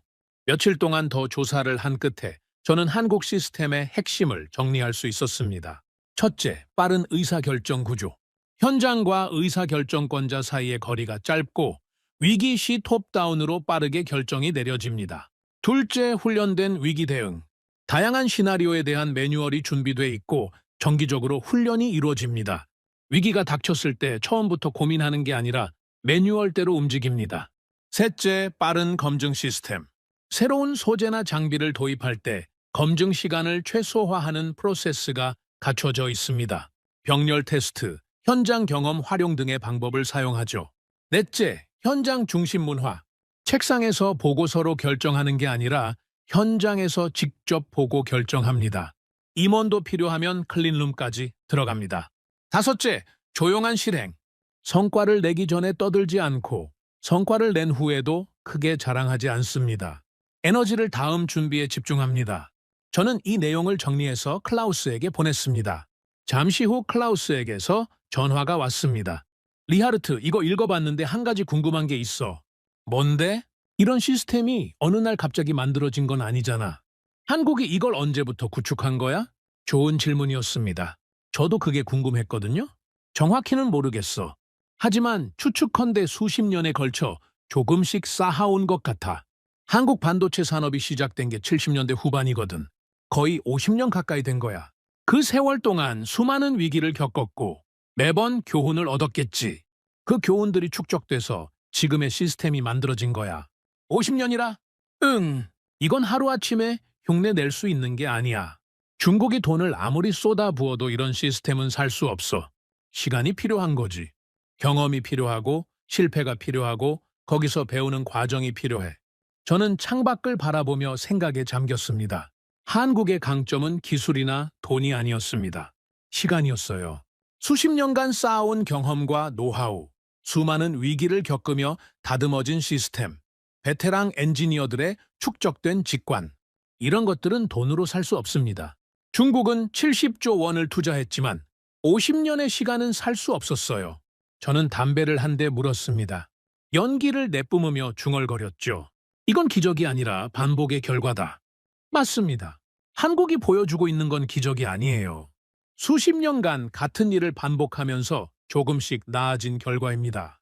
화려하지 않고 드라마틱하지 않으며 뉴스에 나올 만한 얘기도 아니죠. 그냥 묵묵히 자기 일을 한 거예요. 하지만 그 묵묵함이 지금 엄청난 차이를 만들어내고 있습니다.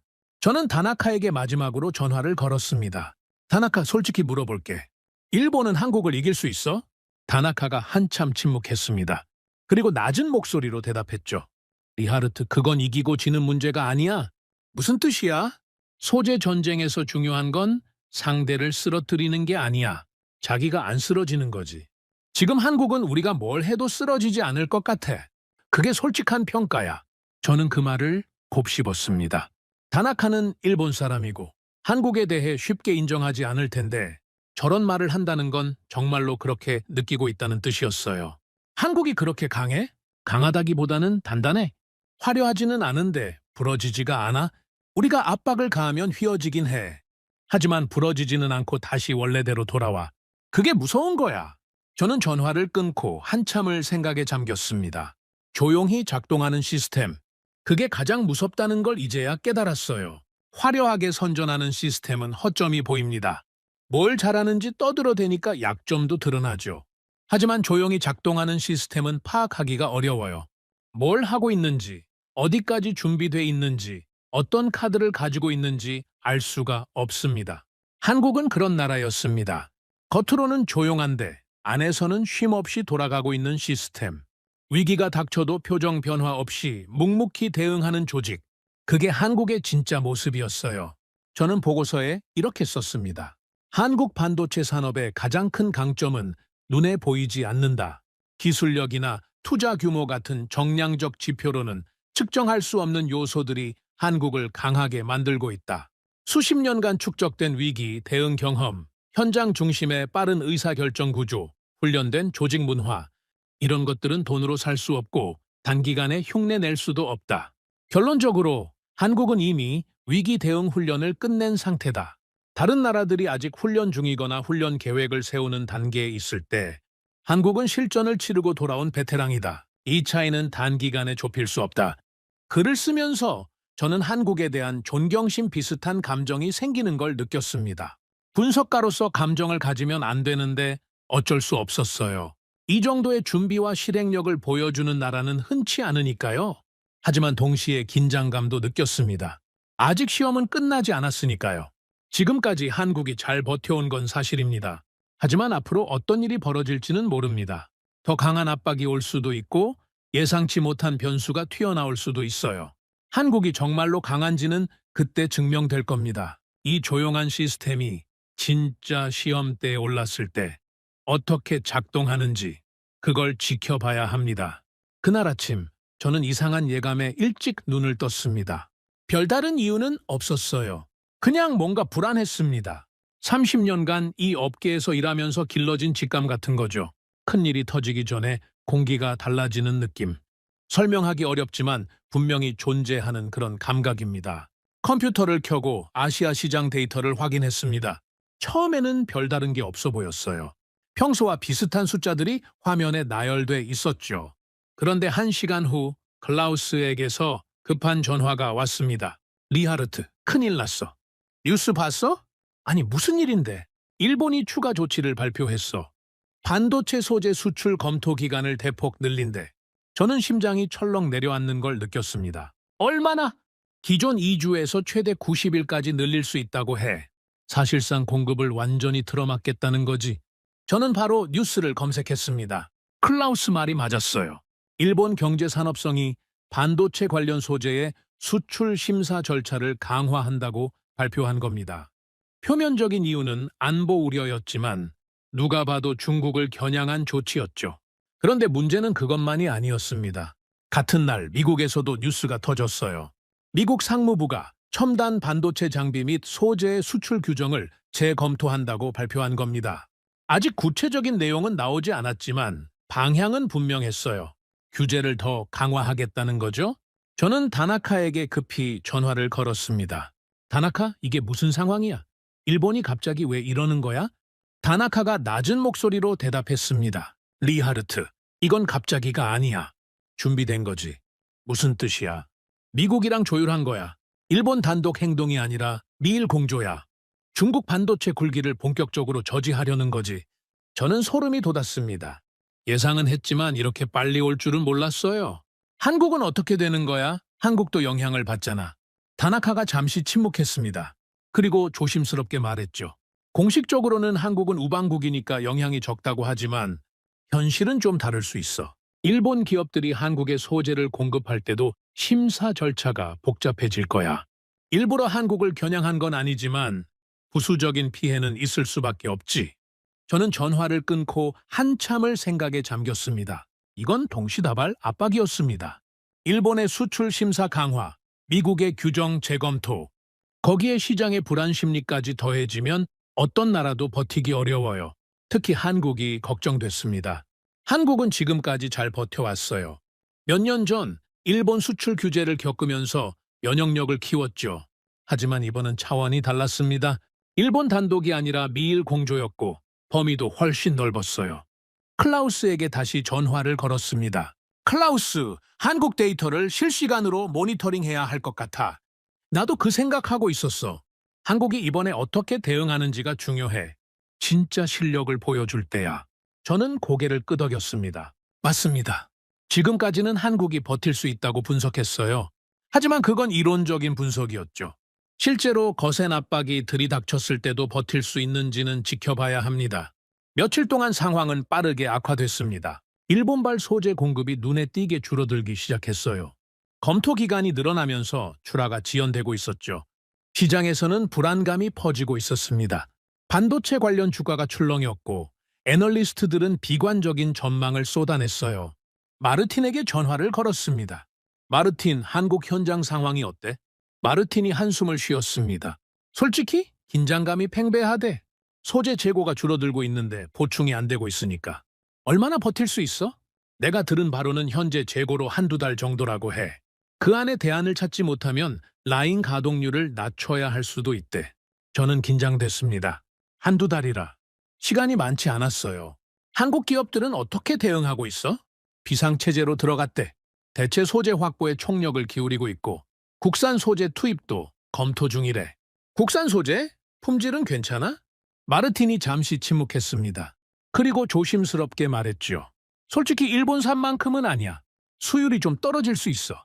하지만 선택의 여지가 없잖아. 품질이 조금 떨어지더라도 라인을 멈추는 것보다는 낫다고 판단하는 것 같아. 저는 고개를 끄덕였습니다. 어려운 선택이었어요. 품질을 조금 희생하고 라인을 계속 돌릴 것인가? 아니면 품질을 유지하기 위해 라인을 멈출 것인가? 완벽주의자라면 후자를 택할 겁니다. 품질이 떨어진 제품을 내놓느니 차라리 생산을 중단하겠다고 하겠죠. 하지만 한국은 전자를 택하고 있었습니다. 완벽하지 않아도 괜찮다. 멈추지 않는 게 더 중요하다. 클라우스에게 전화를 걸었습니다. 클라우스, 한국이 국산 소재 투입을 검토하고 있대. 그래? 품질은 괜찮은 거야? 일본산보다는 떨어진대. 수율 하락이 있을 거래. 클라우스가 놀란 목소리로 말했습니다. 그런데도 투입한다고? 위험한 선택 아니야? 위험하지. 하지만 라인이 멈추는 것보다는 낫다고 판단한 것 같아. 만약 수율이 너무 많이 떨어지면? 저는 한숨을 쉬었습니다. 그건 나도 모르겠어. 도박이지. 하지만 한국은 그 도박을 선택한 거야. 며칠 후 더 자세한 정보가 들어왔습니다. 한국 반도체 기업들이 긴급 회의를 열었다는 소식이었어요. 삼성과 SK 모두 비상 경영 체제에 들어갔고 소재 확보와 대체 방안 마련에 모든 자원을 집중하고 있었습니다. 마르틴이 전화를 걸어왔습니다.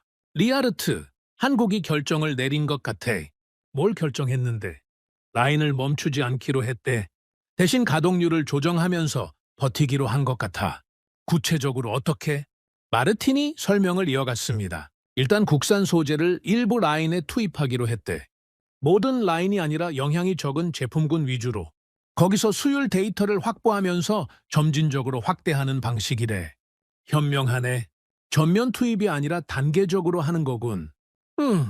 그리고 일본산 재고는 가장 중요한 첨단 제품군에 집중 배치하고 있대. 효율적으로 분배해서 버티는 기간을 최대한 늘리는 거지. 저는 감탄했습니다. 위기 상황에서도 냉정하게 계산하고 있었어요. 공포에 휩쓸리지 않고 최적의 전략을 찾아내고 있었습니다. 현장 분위기는 어때? 긴장되지만 침착하대. 이런 상황을 대비한 훈련을 해왔기 때문에 당황하지는 않는다더라고. 매뉴얼대로 움직이고 있대. 저는 5장에서 분석했던 내용이 떠올랐습니다. 한국의 강점은 훈련된 위기 대응이었죠. 이론이 아니라 실전에서 증명되고 있었어요. 하지만 저는 여전히 긴장을 늦출 수 없었습니다. 국산 소재 투입은 도박이었어요. 수율이 얼마나 떨어질지, 품질 문제가 얼마나 심각할지는 실제로 해봐야 알 수 있었습니다. 최악의 경우 대규모 불량이 발생할 수도 있었죠. 그리고 한 가지 더. 저는 이상하게도 한국이 실패하지 않기를 바라고 있었습니다. 분석가로서 객관성을 유지해야 하는데 어느새 한국 편을 들고 있었어요. 한국이 버텨주기를, 한국이 이 위기를 극복해주기를 바라고 있었습니다. 왜 그런지 곰곰이 생각해봤습니다. 아마 제가 한국에 많은 것을 걸었기 때문일 거예요. 지난 몇 주간 한국을 분석하면서 제 기존 모델이 틀렸다는 걸 인정했습니다. 한국이 강하다는 결론을 내렸죠. 그런데 여기서 한국이 무너지면 제 새로운 분석도 틀린 게 되는 겁니다. 솔직히 말하면 또 틀리기 싫었어요. 30년 경력의 분석가가 연속으로 틀리면 남는 게 뭡니까? 클라우스에게 전화를 걸었습니다. 클라우스, 솔직히 말해줄래? 한국이 이번에 버틸 수 있을 것 같아? 클라우스가 잠시 생각하더니 대답했습니다. 나도 확신은 없어? 하지만 지금까지 본 바로는 가능성이 있어. 한국은 이런 상황을 대비해왔잖아. 만약 못 버티면 그럼 너도 나도 분석 다시 해야지.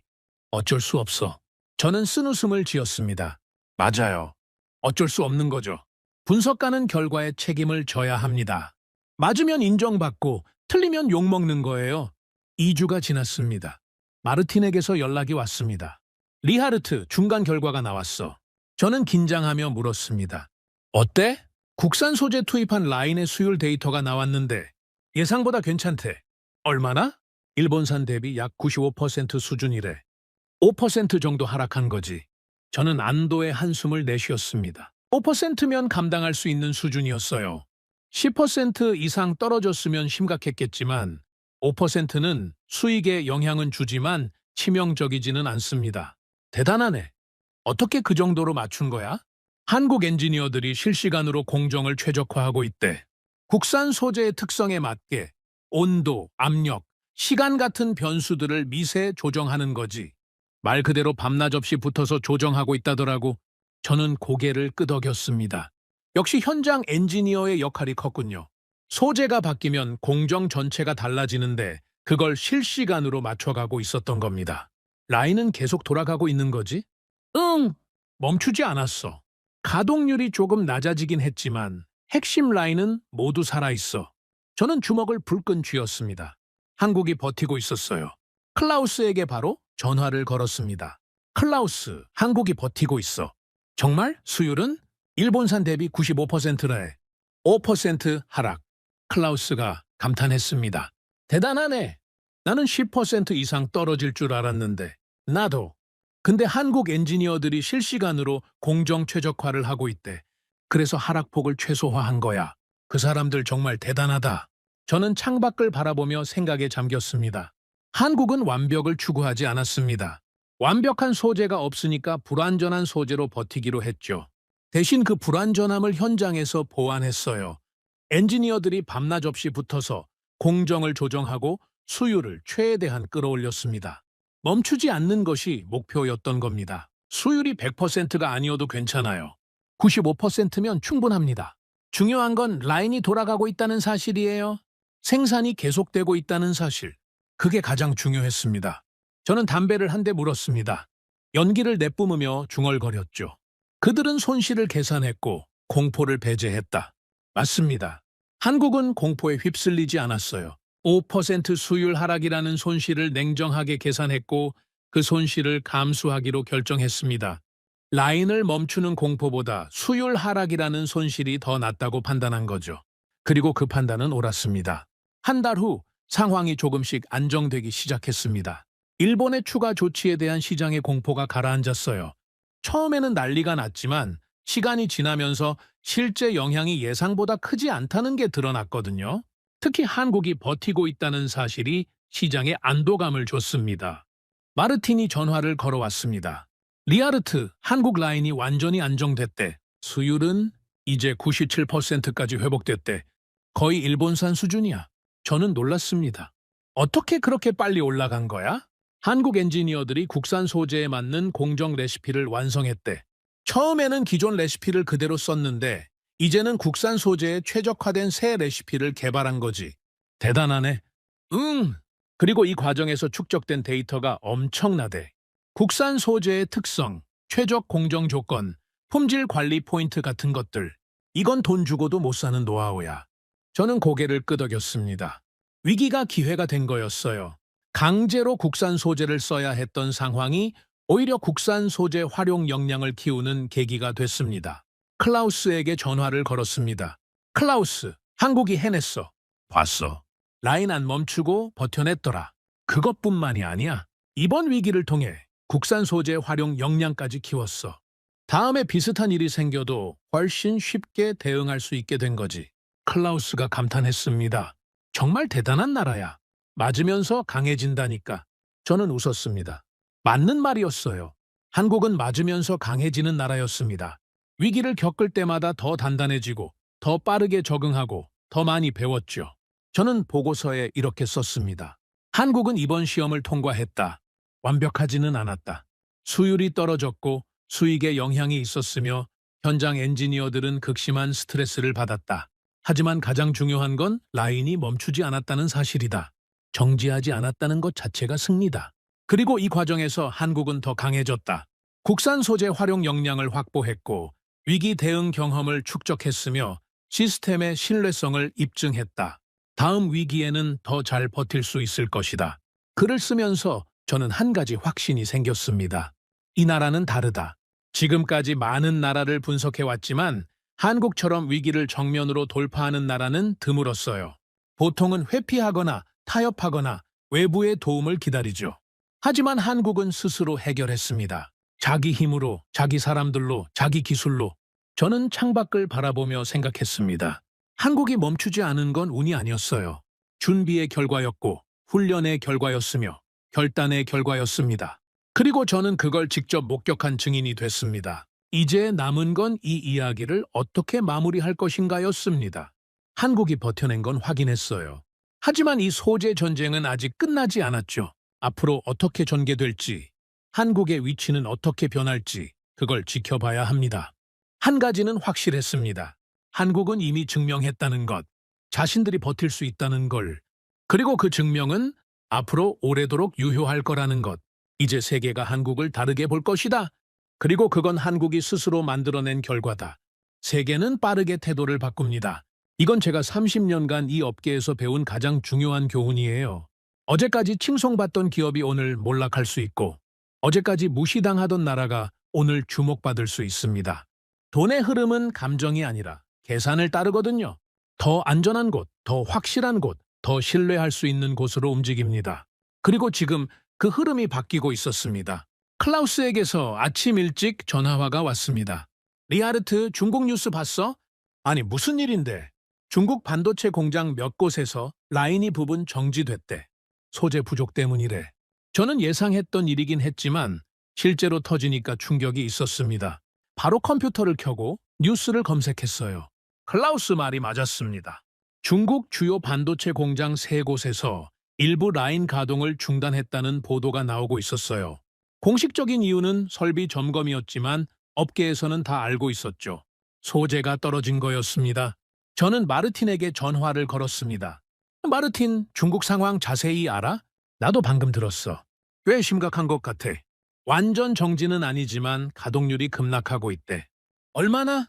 정확한 수치는 모르겠지만 절반 이하로 떨어진 공장도 있다더라고. 소재 재고가 바닥났는데 보충이 안 되니까 어쩔 수 없는 거지. 저는 한숨을 쉬었습니다. 예상은 했지만 이렇게 빨리 현실이 될 줄은 몰랐어요. 중국 정부는 뭐라고 해? 공식적으로는 아무 말 없어. 인정하면 체면이 깎이니까. 하지만 내부적으로는 난리가 났을 거야. 70조 원짜리 프로젝트가 소재 몇 개 때문에 멈춘 거잖아. 저는 창밖을 바라보며 생각에 잠겼습니다. 이게 바로 소재 전쟁의 본질이었어요. 아무리 큰 돈을 투자해도 소재가 막히면 공장은 멈춥니다. 뼈대가 아무리 튼튼해도 피가 안 돌면 죽는 거죠. 중국은 70조 원으로 뼈대를 샀습니다. 하지만 피를 공급하는 수도꼭지는 일본이 쥐고 있었어요. 그리고 일본이 그 수도꼭지를 잠갔습니다. 완전히 잠근 건 아니었지만 절반만 잠가도 충분했죠. 다나카에게 전화를 걸었습니다. 다나카, 중국 상황 어떻게 보고 있어? 다나카가 낮은 목소리로 대답했습니다. 리하르트, 솔직히 말할게. 우리도 이 정도일 줄은 몰랐어. 무슨 뜻이야? 중국이 이렇게 빨리 무너질 줄 몰랐다는 거야.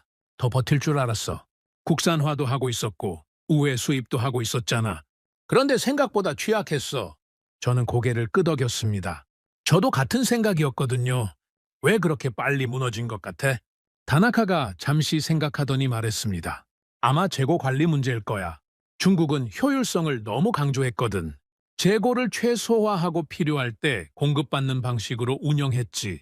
평소에는 비용 절감이 되지만 공급이 끊기면 바로 타격을 받아. 한국은 다르다는 거지? 응?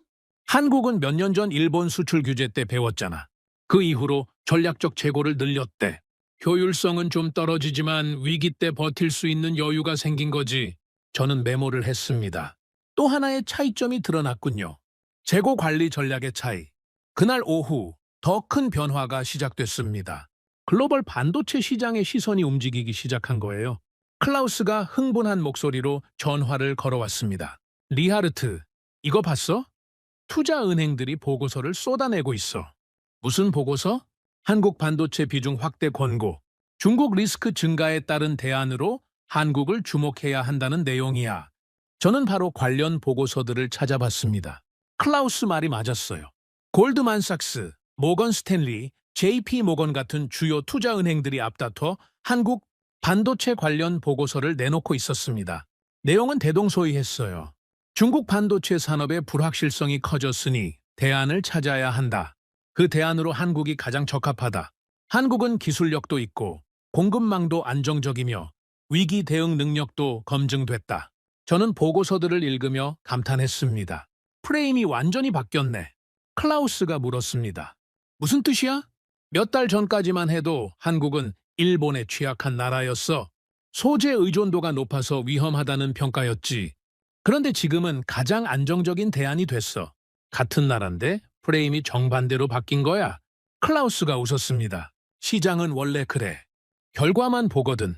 한국이 버텨냈으니까 이제 신뢰하는 거지. 저는 고개를 끄덕였습니다. 맞는 말이었어요. 시장은 약속이 아니라 결과를 봅니다. 아무리 좋은 계획을 세워도 실행하지 못하면 의미가 없죠. 한국은 실행했고 버텨냈습니다. 그게 신뢰로 이어진 거예요. 며칠 후 더 구체적인 변화가 나타나기 시작했습니다. 마르틴이 전화를 걸어왔습니다. 리하르트, 재밌는 소식이 있어. 뭔데? 글로벌 반도체 기업들이 한국의 주문을 늘리고 있대. 중국 물량을 한국으로 돌리는 거야. 저는 놀랐습니다. 벌써? 중국이 완전히 멈춘 것도 아닌데? 그러니까 말이야. 완전히 멈추기 전에 미리 대비하는 거지. 만약 중국 상황이 더 악화되면 물량 확보가 어려워질 테니까. 그 전에 한국이랑 계약을 늘려두는 거야. 한국은 그 물량을 다 받아줄 수 있어? 마르틴이 잠시 생각하더니 말했습니다. 전부는 아니겠지. 한국도 용량 한계가 있으니까. 하지만 일부는 받아줄 수 있을 거야. 그리고 이게 중요한 포인트인데 한국 기업들이 무작정 물량을 받지는 않는데 무슨 뜻이야? 선별적으로 수용하고 있대. 아무한테나 팔지 않는다는 거지. 장기 파트너십이 있는 기업, 전략적으로 중요한 기업 위주로 물량을 배분하고 있대. 저는 감탄했습니다. 현명한 선택이었어요. 보통 기업들은 주문이 밀려오면 최대한 받으려고 합니다. 당장 매출이 늘어나니까요. 하지만 한국은 그러지 않았어요. 단기 수익보다 장기 신뢰를 선택한 거죠. 왜 그럴까요? 무작정 물량을 받으면 품질 관리가 어려워집니다. 납기 지연이 생길 수도 있고 기존 고객에게 피해가 갈 수도 있어요. 그러면 오히려 신뢰가 깎이죠. 한국은 그걸 알고 있었던 겁니다. 지금 당장 돈을 벌기보다 신뢰를 유지하는 게 더 중요하다고 판단한 거예요. 클라우스에게 전화를 걸었습니다. 클라우스, 한국이 대단한 게 뭔지 알아? 뭔데? 기회를 소비하지 않고 있어. 무슨 뜻이야? 저는 설명을 이어갔습니다. 지금 한국한테는 엄청난 기회가 온 거야. 중국이 흔들리면서 물량이 밀려오고 있잖아. 보통 기업이라면 이 기회를 최대한 활용하려고 할 거야. 가격을 올리고 물량을 최대한 받고 당위 수익을 극대화하겠지. 그게 당연한 거 아니야? 당연해 보이지만 위험한 선택이야. 당위 수익에 집중하면 품질이 떨어지고 납기가 밀리고 결국 신뢰를 잃어. 그러면 중국이 회복했을 때 고객들이 다시 중국으로 돌아갈 수 있어. 그래서 한국은 어떻게 하고 있는데? 기회를 절제하고 있어. 무작정 물량을 받지 않고 감당할 수 있는 범위 내에서만 수용하고 있지. 당위 수익보다 장기 신뢰를 택한 거야. 이건 엄청난 자제력이 필요한 거야. 클라우스가 감탄했습니다. 확실히 보통 나라가 아니네? 저는 고개를 끄덕였습니다. 한국의 이런 태도가 인상적이었어요. 기회가 왔을 때 욕심을 부리지 않는 건 정말 어려운 일이거든요. 특히 경쟁이 치열한 반도체 업계에서는요. 다나카에게 전화를 걸어 일본 측 반응을 물어봤습니다. 다나카, 일본에서는 한국 상황을 어떻게 보고 있어? 다나카가 한숨을 쉬었습니다. 솔직히 복잡한 심경이야. 왜? 우리가 중국을 압박하려고 소재 공급을 조였잖아. 그건 어느 정도 효과가 있었어. 중국이 흔들리고 있으니까. 그런데 예상치 못한 결과가 있어. 뭔데? 한국이 반사이익을 보고 있어. 중국이 흔들리면서 한국이 더 강해지고 있지. 우리 입장에서는 중국을 약화시키려다가 한국을 강화시킨 꼴이야. 저는 쓴웃음을 지었습니다. 아이러니한 상황이었어요. 일본은 한국도 견제하고 싶었던 거야? 다나카가 조심스럽게 대답했습니다. 그건 아니야.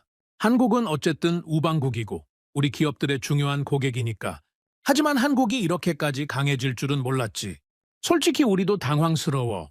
저는 전화를 끊고 한참을 생각에 잠겼습니다. 국제 정치의 묘미가 바로 이런 거죠. 의도한 결과와 실제 결과가 다를 수 있습니다. 일본은 중국을 압박하려 했고 어느 정도 성공했어요. 하지만 그 과정에서 한국이 강해지는 부수적인 결과가 나왔습니다. 그리고 그건 일본 입장에서는 복잡한 상황이었어요. 한국은 경쟁자이기도 하니까요. 며칠 후 저는 중요한 깨달음을 얻었습니다. 클라우스와 통화하면서였어요. 클라우스, 나 한 가지 알게 된 게 있어. 뭔데? 한국이 예외에서 기준이 됐어. 무슨 뜻이야? 저는 설명을 이어갔습니다. 몇 달 전까지만 해도 한국은 예외적인 경우로 취급됐어. 일본 소재에 의존하면서도 버티고 있는 특이한 케이스라고. 왜 한국만 버티는지 이해가 안 된다는 분위기였지. 마야, 나도 그렇게 생각했어. 그런데 이제는 달라. 한국이 기준이 됐어. 다른 나라들이 한국을 보면서 어떻게 해야 위기에서 버틸 수 있는지를 배우려고 해. 한국 모델이 벤치마크가 된 거야. 클라우스가 감탄했습니다. 확실히 그렇네. 요즘 보고서들 보면 한국 사례 분석이 많아. 그렇지? 예전에는 한국이 특이해서 연구했어. 왜 저 나라만 저럴까 하고. 지금은 한국이 모범이어서 연구해. 어떻게 하면 저렇게 될 수 있을까 하고. 관점이 완전히 바뀐 거야. 저는 창밖을 바라보며 생각에 잠겼습니다. 한국이 기준이 됐다는 건 엄청난 변화였어요. 예외는 무시해도 되지만 기준은 따라야 합니다. 한국이 기준이 되면서 다른 나라들, 다른 기업들이 한국을 벤치마킹하기 시작했어요. 그건 곧 한국의 영향력이 커졌다는 뜻이었습니다. 저는 담배를 한 대 물었습니다. 연기를 내뿜으며 중얼거렸죠. 나는 그때 깨달았다. 이 전쟁에는 승자가 아니라 멈추지 않는 나라만 남는다는 것을. 맞습니다. 소재 전쟁에서 중요한 건 상대를 쓰러뜨리는 게 아니에요. 자기가 쓰러지지 않는 겁니다. 한국은 쓰러지지 않았어요.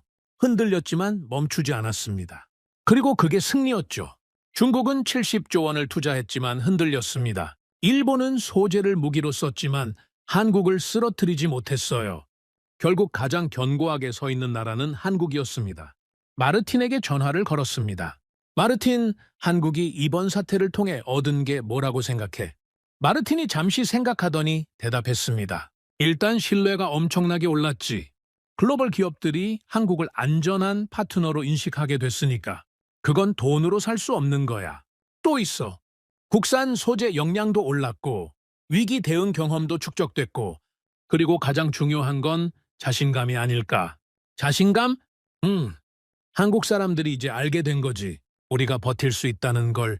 예전에는 일본이 압박하면 어쩌나 불안해했을 텐데 이제는 버틸 수 있다는 확신이 생긴 거야. 그 심리적 변화가 가장 큰 것 같아. 저는 고개를 끄덕였습니다. 맞는 말이었어요. 자신감은 측정할 수 없지만 엄청난 힘이 됩니다.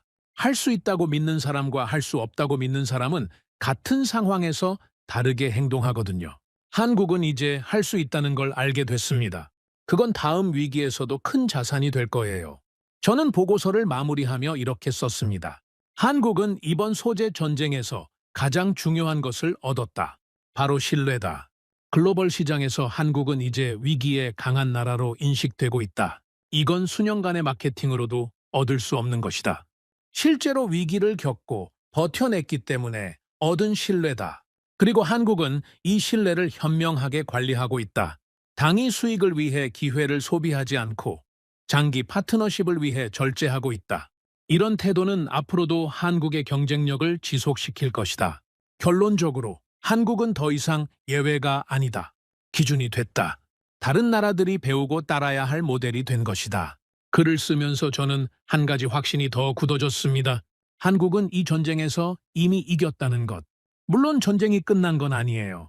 앞으로도 압박이 있을 것이고 예상치 못한 변수가 튀어나올 수도 있습니다. 하지만 가장 어려운 고비는 넘겼어요. 그리고 그 과정에서 한국은 더 강해졌습니다. 저는 창밖을 바라보며 생각했습니다. 이제 세계는 한국을 다르게 볼 것이다.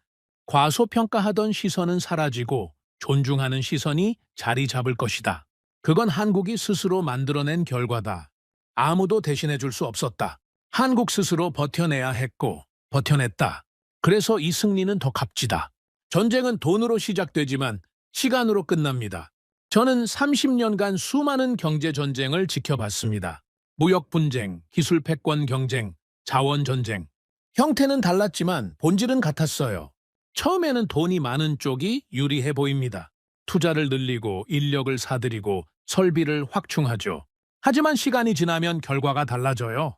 돈만으로는 살 수 없는 것들이 승패를 가르기 시작합니다. 이번 소재 전쟁도 마찬가지였습니다. 클라우스에게 전화를 걸었습니다. 클라우스, 이제 어느 정도 정리가 된 것 같아. 뭐가? 이번 전쟁의 본질 말이야. 왜 한국이 버텼고 왜 중국이 흔들렸는지 이제 답이 보여. 클라우스가 관심을 보였습니다. 말해봐. 결론이 뭔데? 저는 잠시 생각을 정리했습니다. 그리고 천천히 말하기 시작했죠. 결국 세 가지 대결이었어. 돈 대 시간, 속도 대 검증, 고립 대 연결. 이 세 가지에서 승부가 갈렸어. 자세히 설명해 주어. 저는 하나씩 풀어나갔습니다. 첫 번째, 돈 대 시간이야. 중국은 70조 원을 쏟아부었어. 엄청난 금액이지. 그 돈으로 최신 장비를 사고 공장을 짓고 인력을 스카우트했어. 하지만 돈으로 살 수 없는 게 있었어. 바로 시간이야. 경험이 축적되는 시간, 노하우가 쌓이는 시간, 시스템이 안정화되는 시간. 한국은 50년 가까이 반도체를 해왔어. 그 시간 동안 쌓인 것들은 돈으로 대체할 수 없어. 클라우스가 고개를 끄덕이는 소리가 들렸습니다. 두 번째, 속도 대 검증이야. 중국은 빠르게 따라잡으려고 했어. 최단 시간에 최대 성과를 내려고 했지. 하지만 반도체는 속도만으로 안 돼. 검증이 필요해. 새로운 소재가 제대로 작동하는지, 공정이 안정적인지, 품질이 일관적인지 확인해야 해. 한국은 그 검증 과정을 수십 년간 거쳤어. 중국은 그걸 건너뛰려다가 발목을 잡힌 거야. 세 번째는 고립대 연결이야. 중국은 점점 고립되고 있어. 미국의 제재, 일본의 견제, 유럽의 경계. 사방에서 문이 닫히고 있지. 반면 한국은 열린 공급망을 유지하고 있어. 미국, 일본, 유럽과 연결돼 있고 대안을 찾을 수 있는 선택지가 있어. 위기가 닥쳤을 때 도움을 요청할 곳이 있다는 건 엄청난 강점이야. 클라우스가 감탄했습니다. 깔끔하게 정리됐네. 저는 창밖을 바라보며 말을 이었습니다. 결론적으로 한국은 이 세 가지 대결에서 모두 이겼어. 시간을 축적했고 검증을 거쳤으며 연결을 유지했지. 중국은 세 가지 모두에서 부족했어. 돈은 많았지만 시간이 부족했고, 속도는 빨랐지만 검증이 부족했으며, 규모는 컸지만 고립돼 있었어. 저는 담배를 한 대 물었습니다. 연기를 내뿜으며 생각에 잠겼어요. 중국의 한계가 점점 명확해지고 있었습니다. 투자 규모는 세계 최대였지만 생태계 구축에는 실패했어요. 공장은 지었지만 그 공장을 안정적으로 운영하는 데 필요한 소프트웨어, 즉 경험과 노하우와 네트워크가 부족했습니다. 마르틴에게 전화를 걸었습니다. 마르틴, 중국 반도체 산업의 미래를 어떻게 보고 있어? 마르틴이 한숨을 쉬었습니다. 솔직히 단기적으로는 어려울 것 같아. 시간의 벽에 부딪힌 거야. 시간의 벽? 응. 반도체는 하루아침에 되는 산업이 아니거든. 장비 사고 공장 짓는 건 돈으로 되지만 그걸 제대로 운영하는 건 시간이 필요해. 수십 년간 축적된 노하우, 베테랑 엔지니어들의 암묵지, 협력사들과의 신뢰 관계, 이런 건 돈으로 살 수 없어. 저는 고개를 끄덕였습니다. 정확한 분석이었어요. 중국이 그 벽을 넘으려면 얼마나 걸릴 것 같아? 마르틴이 잠시 생각하더니 말했습니다. 최소 10년에서 20년은 걸릴 거야. 그것도 지금부터 제대로 한다고 가정했을 때. 하지만 현실은 더 오래 걸릴 수도 있어. 왜냐하면 한국도 대만도 일본도 가만히 있지 않을 테니까. 중국이 따라잡는 동안 앞서가는 나라들도 계속 발전하거든. 저는 다나카에게도 같은 질문을 했습니다. 다나카, 일본 입장에서 이번 사태를 어떻게 평가해? 다나카가 조심스럽게 대답했습니다. 우리는 소재를 무기로 썼어. 어느 정도 효과는 있었지. 중국이 흔들렸으니까. 하지만 완벽한 승리는 아니야. 왜? 한국이 너무 강해졌어. 우리가 의도한 결과가 아니야. 중국을 약화시키려다가 한국을 강화시킨 꼴이 됐지. 그리고 한국이 강해지면 결국 우리 소재 기업들의 협상력도 약해져. 한국이 대안을 갖게 됐으니까. 저는 그 말을 곱씹었습니다. 국제 정치의 복잡함이 느껴졌어요. 의도한 결과와 실제 결과가 다를 수 있다는 것. 그리고 승자가 없는 전쟁도 있다는 것. 클라우스에게 다시 전화를 걸었습니다. 클라우스, 한국의 승리 방식이 뭔지 알아? 뭔데? 압도적으로 이긴 게 아니야. 화려하게 역전한 것도 아니고 그냥 안 무너진 거야. 다른 나라들이 흔들리는 동안 꿋꿋이 서 있었던 거지. 그게 한국의 승리 방식이야. 클라우스가 웃었습니다. 별로 드라마틱하지 않네. 그렇지. 영화로 만들면 재미없을 거야. 하지만 현실에서는 가장 강력한 승리 방식이야. 화려하게 이기는 건 한 번은 할 수 있어. 하지만 매번 안 무너지는 건 정말 어려운 거거든. 저는 한국의 강점을 다시 한번 정리해 봤습니다. 한국은 가장 빠른 나라가 아니었어요.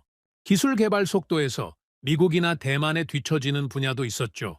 가장 큰 나라도 아니었습니다. 시장 규모에서 중국에 비할 바가 아니에요. 가장 저렴한 나라도 아니었고요. 인건비나 생산 비용에서 동남아시아보다 비쌌습니다. 하지만 한국은 가장 무너지지 않는 나라였습니다. 위기가 닥쳤을 때 버티는 힘, 압박이 들어왔을 때 꺾이지 않는 저항력, 그게 한국의 진짜 강점이었어요. 저는 보고서에 이렇게 썼습니다. 한국은 가장 빠른 나라가 아니다. 그러나 가장 늦게 무너질 나라다. 이것이 한국의 핵심 경쟁력이다. 반도체 산업에서 중요한 건 한 번 앞서가는 게 아니라 꾸준히 버티는 것이다. 한국은 그 버티는 힘에서 세계 최고 수준이다. 마르틴에게 마지막으로 물었습니다. 마르틴, 앞으로 반도체 산업이 어떻게 될 것 같아? 마르틴이 진지하게 대답했습니다. 반도체는 앞으로 더 자주 무기화될 거야. 미중 갈등이 심해지면서 반도체가 전략 자산이 됐거든. 소재, 장비, 기술 모든 게 무기가 될 수 있어. 이번이 마지막이 아니야. 앞으로 비슷한 일이 반복될 거야. 한국은 그때도 버틸 수 있을까? 마르틴이 잠시 생각하더니 말했습니다. 내 생각에는 그럴 수 있을 것 같아. 왜냐하면 한국은 이미 면역이 생겼거든. 한번 아프고 나면 다음에는 덜 아파. 한국은 이번에 아팠어. 그 과정에서 면역을 얻었지. 다음 위기에는 더 잘 버틸 거야. 저는 고개를 끄덕였습니다. 면역, 그게 핵심이었어요. 면역은 고통을 통해 만들어집니다. 아프지 않고 면역을 얻을 수는 없어요. 한국은 아팠습니다. 몇 년 전 일본 수출 규제 때 아팠고 이번 소재 전쟁에서도 아팠죠. 하지만 그 고통이 면역이 됐습니다. 다음에 같은 바이러스가 들어와도 이제는 버틸 수 있어요. 중국은 아직 그 면역이 없습니다. 이번이 첫 번째 큰 아픔이에요. 앞으로 중국도 이 경험을 통해 배우겠죠. 하지만 시간이 걸릴 겁니다. 한국이 몇 년에 걸쳐 쌓은 면역을 중국이 따라잡으려면 적어도 비슷한 시간이 필요해요.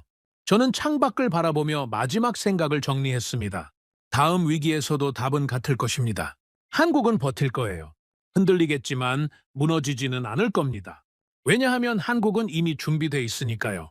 저는 30년간 국가를 숫자로만 봐왔습니다. 누가 더 투자했고 누가 더 빨리 따라왔는지 그런 정량적 지표로 승패를 예측했죠. 하지만 이 전쟁에서 제가 배운 건 단순했습니다. 진짜 강한 국가는 위기를 피하는 나라가 아니라 위기를 학습하는 나라라는 사실입니다. 한국은 한번 멈출 뻔했습니다. 몇 년 전 일본 수출 규제 때 정말 위험했어요. 하지만 그 기억을 잊지 않았습니다. 그래서 이번엔 멈추지 않았어요. 분석가로서의 저는 틀렸습니다. 몇 년 전에도 틀렸고 최근까지도 한국을 과소평가했죠. 그러나 증인으로서의 저는 확신합니다. 다음 위기에서도 한국은 준비돼 있을 거라고. 왜냐하면 한국은 한번 아파본 나라이고 그 아픔을 잊지 않는 나라이기 때문입니다. 저는 이 보고서의 마지막 문장을 이렇게 썼습니다. 한국은 가장 빠른 나라가 아니다. 가장 큰 나라도 아니다. 하지만 가장 늦게 무너질 나라다. 그리고 이 전쟁에서는 그것만으로 충분하다. 오늘의 사연은 여기까지입니다. 구독과 좋아요는 영상 제작에 아주 큰 힘이 됩니다. 지금까지 감동테라스 저는 소희였습니다. 오늘도 우리 구독자님들의 가정에 따뜻한 행복이 가득하시길 진심으로 바라겠습니다. 긴 영상 끝까지 시청해주셔서 정말 감사합니다. 내일 더 좋은 이야기로 찾아뵙겠습니다. 감사합니다.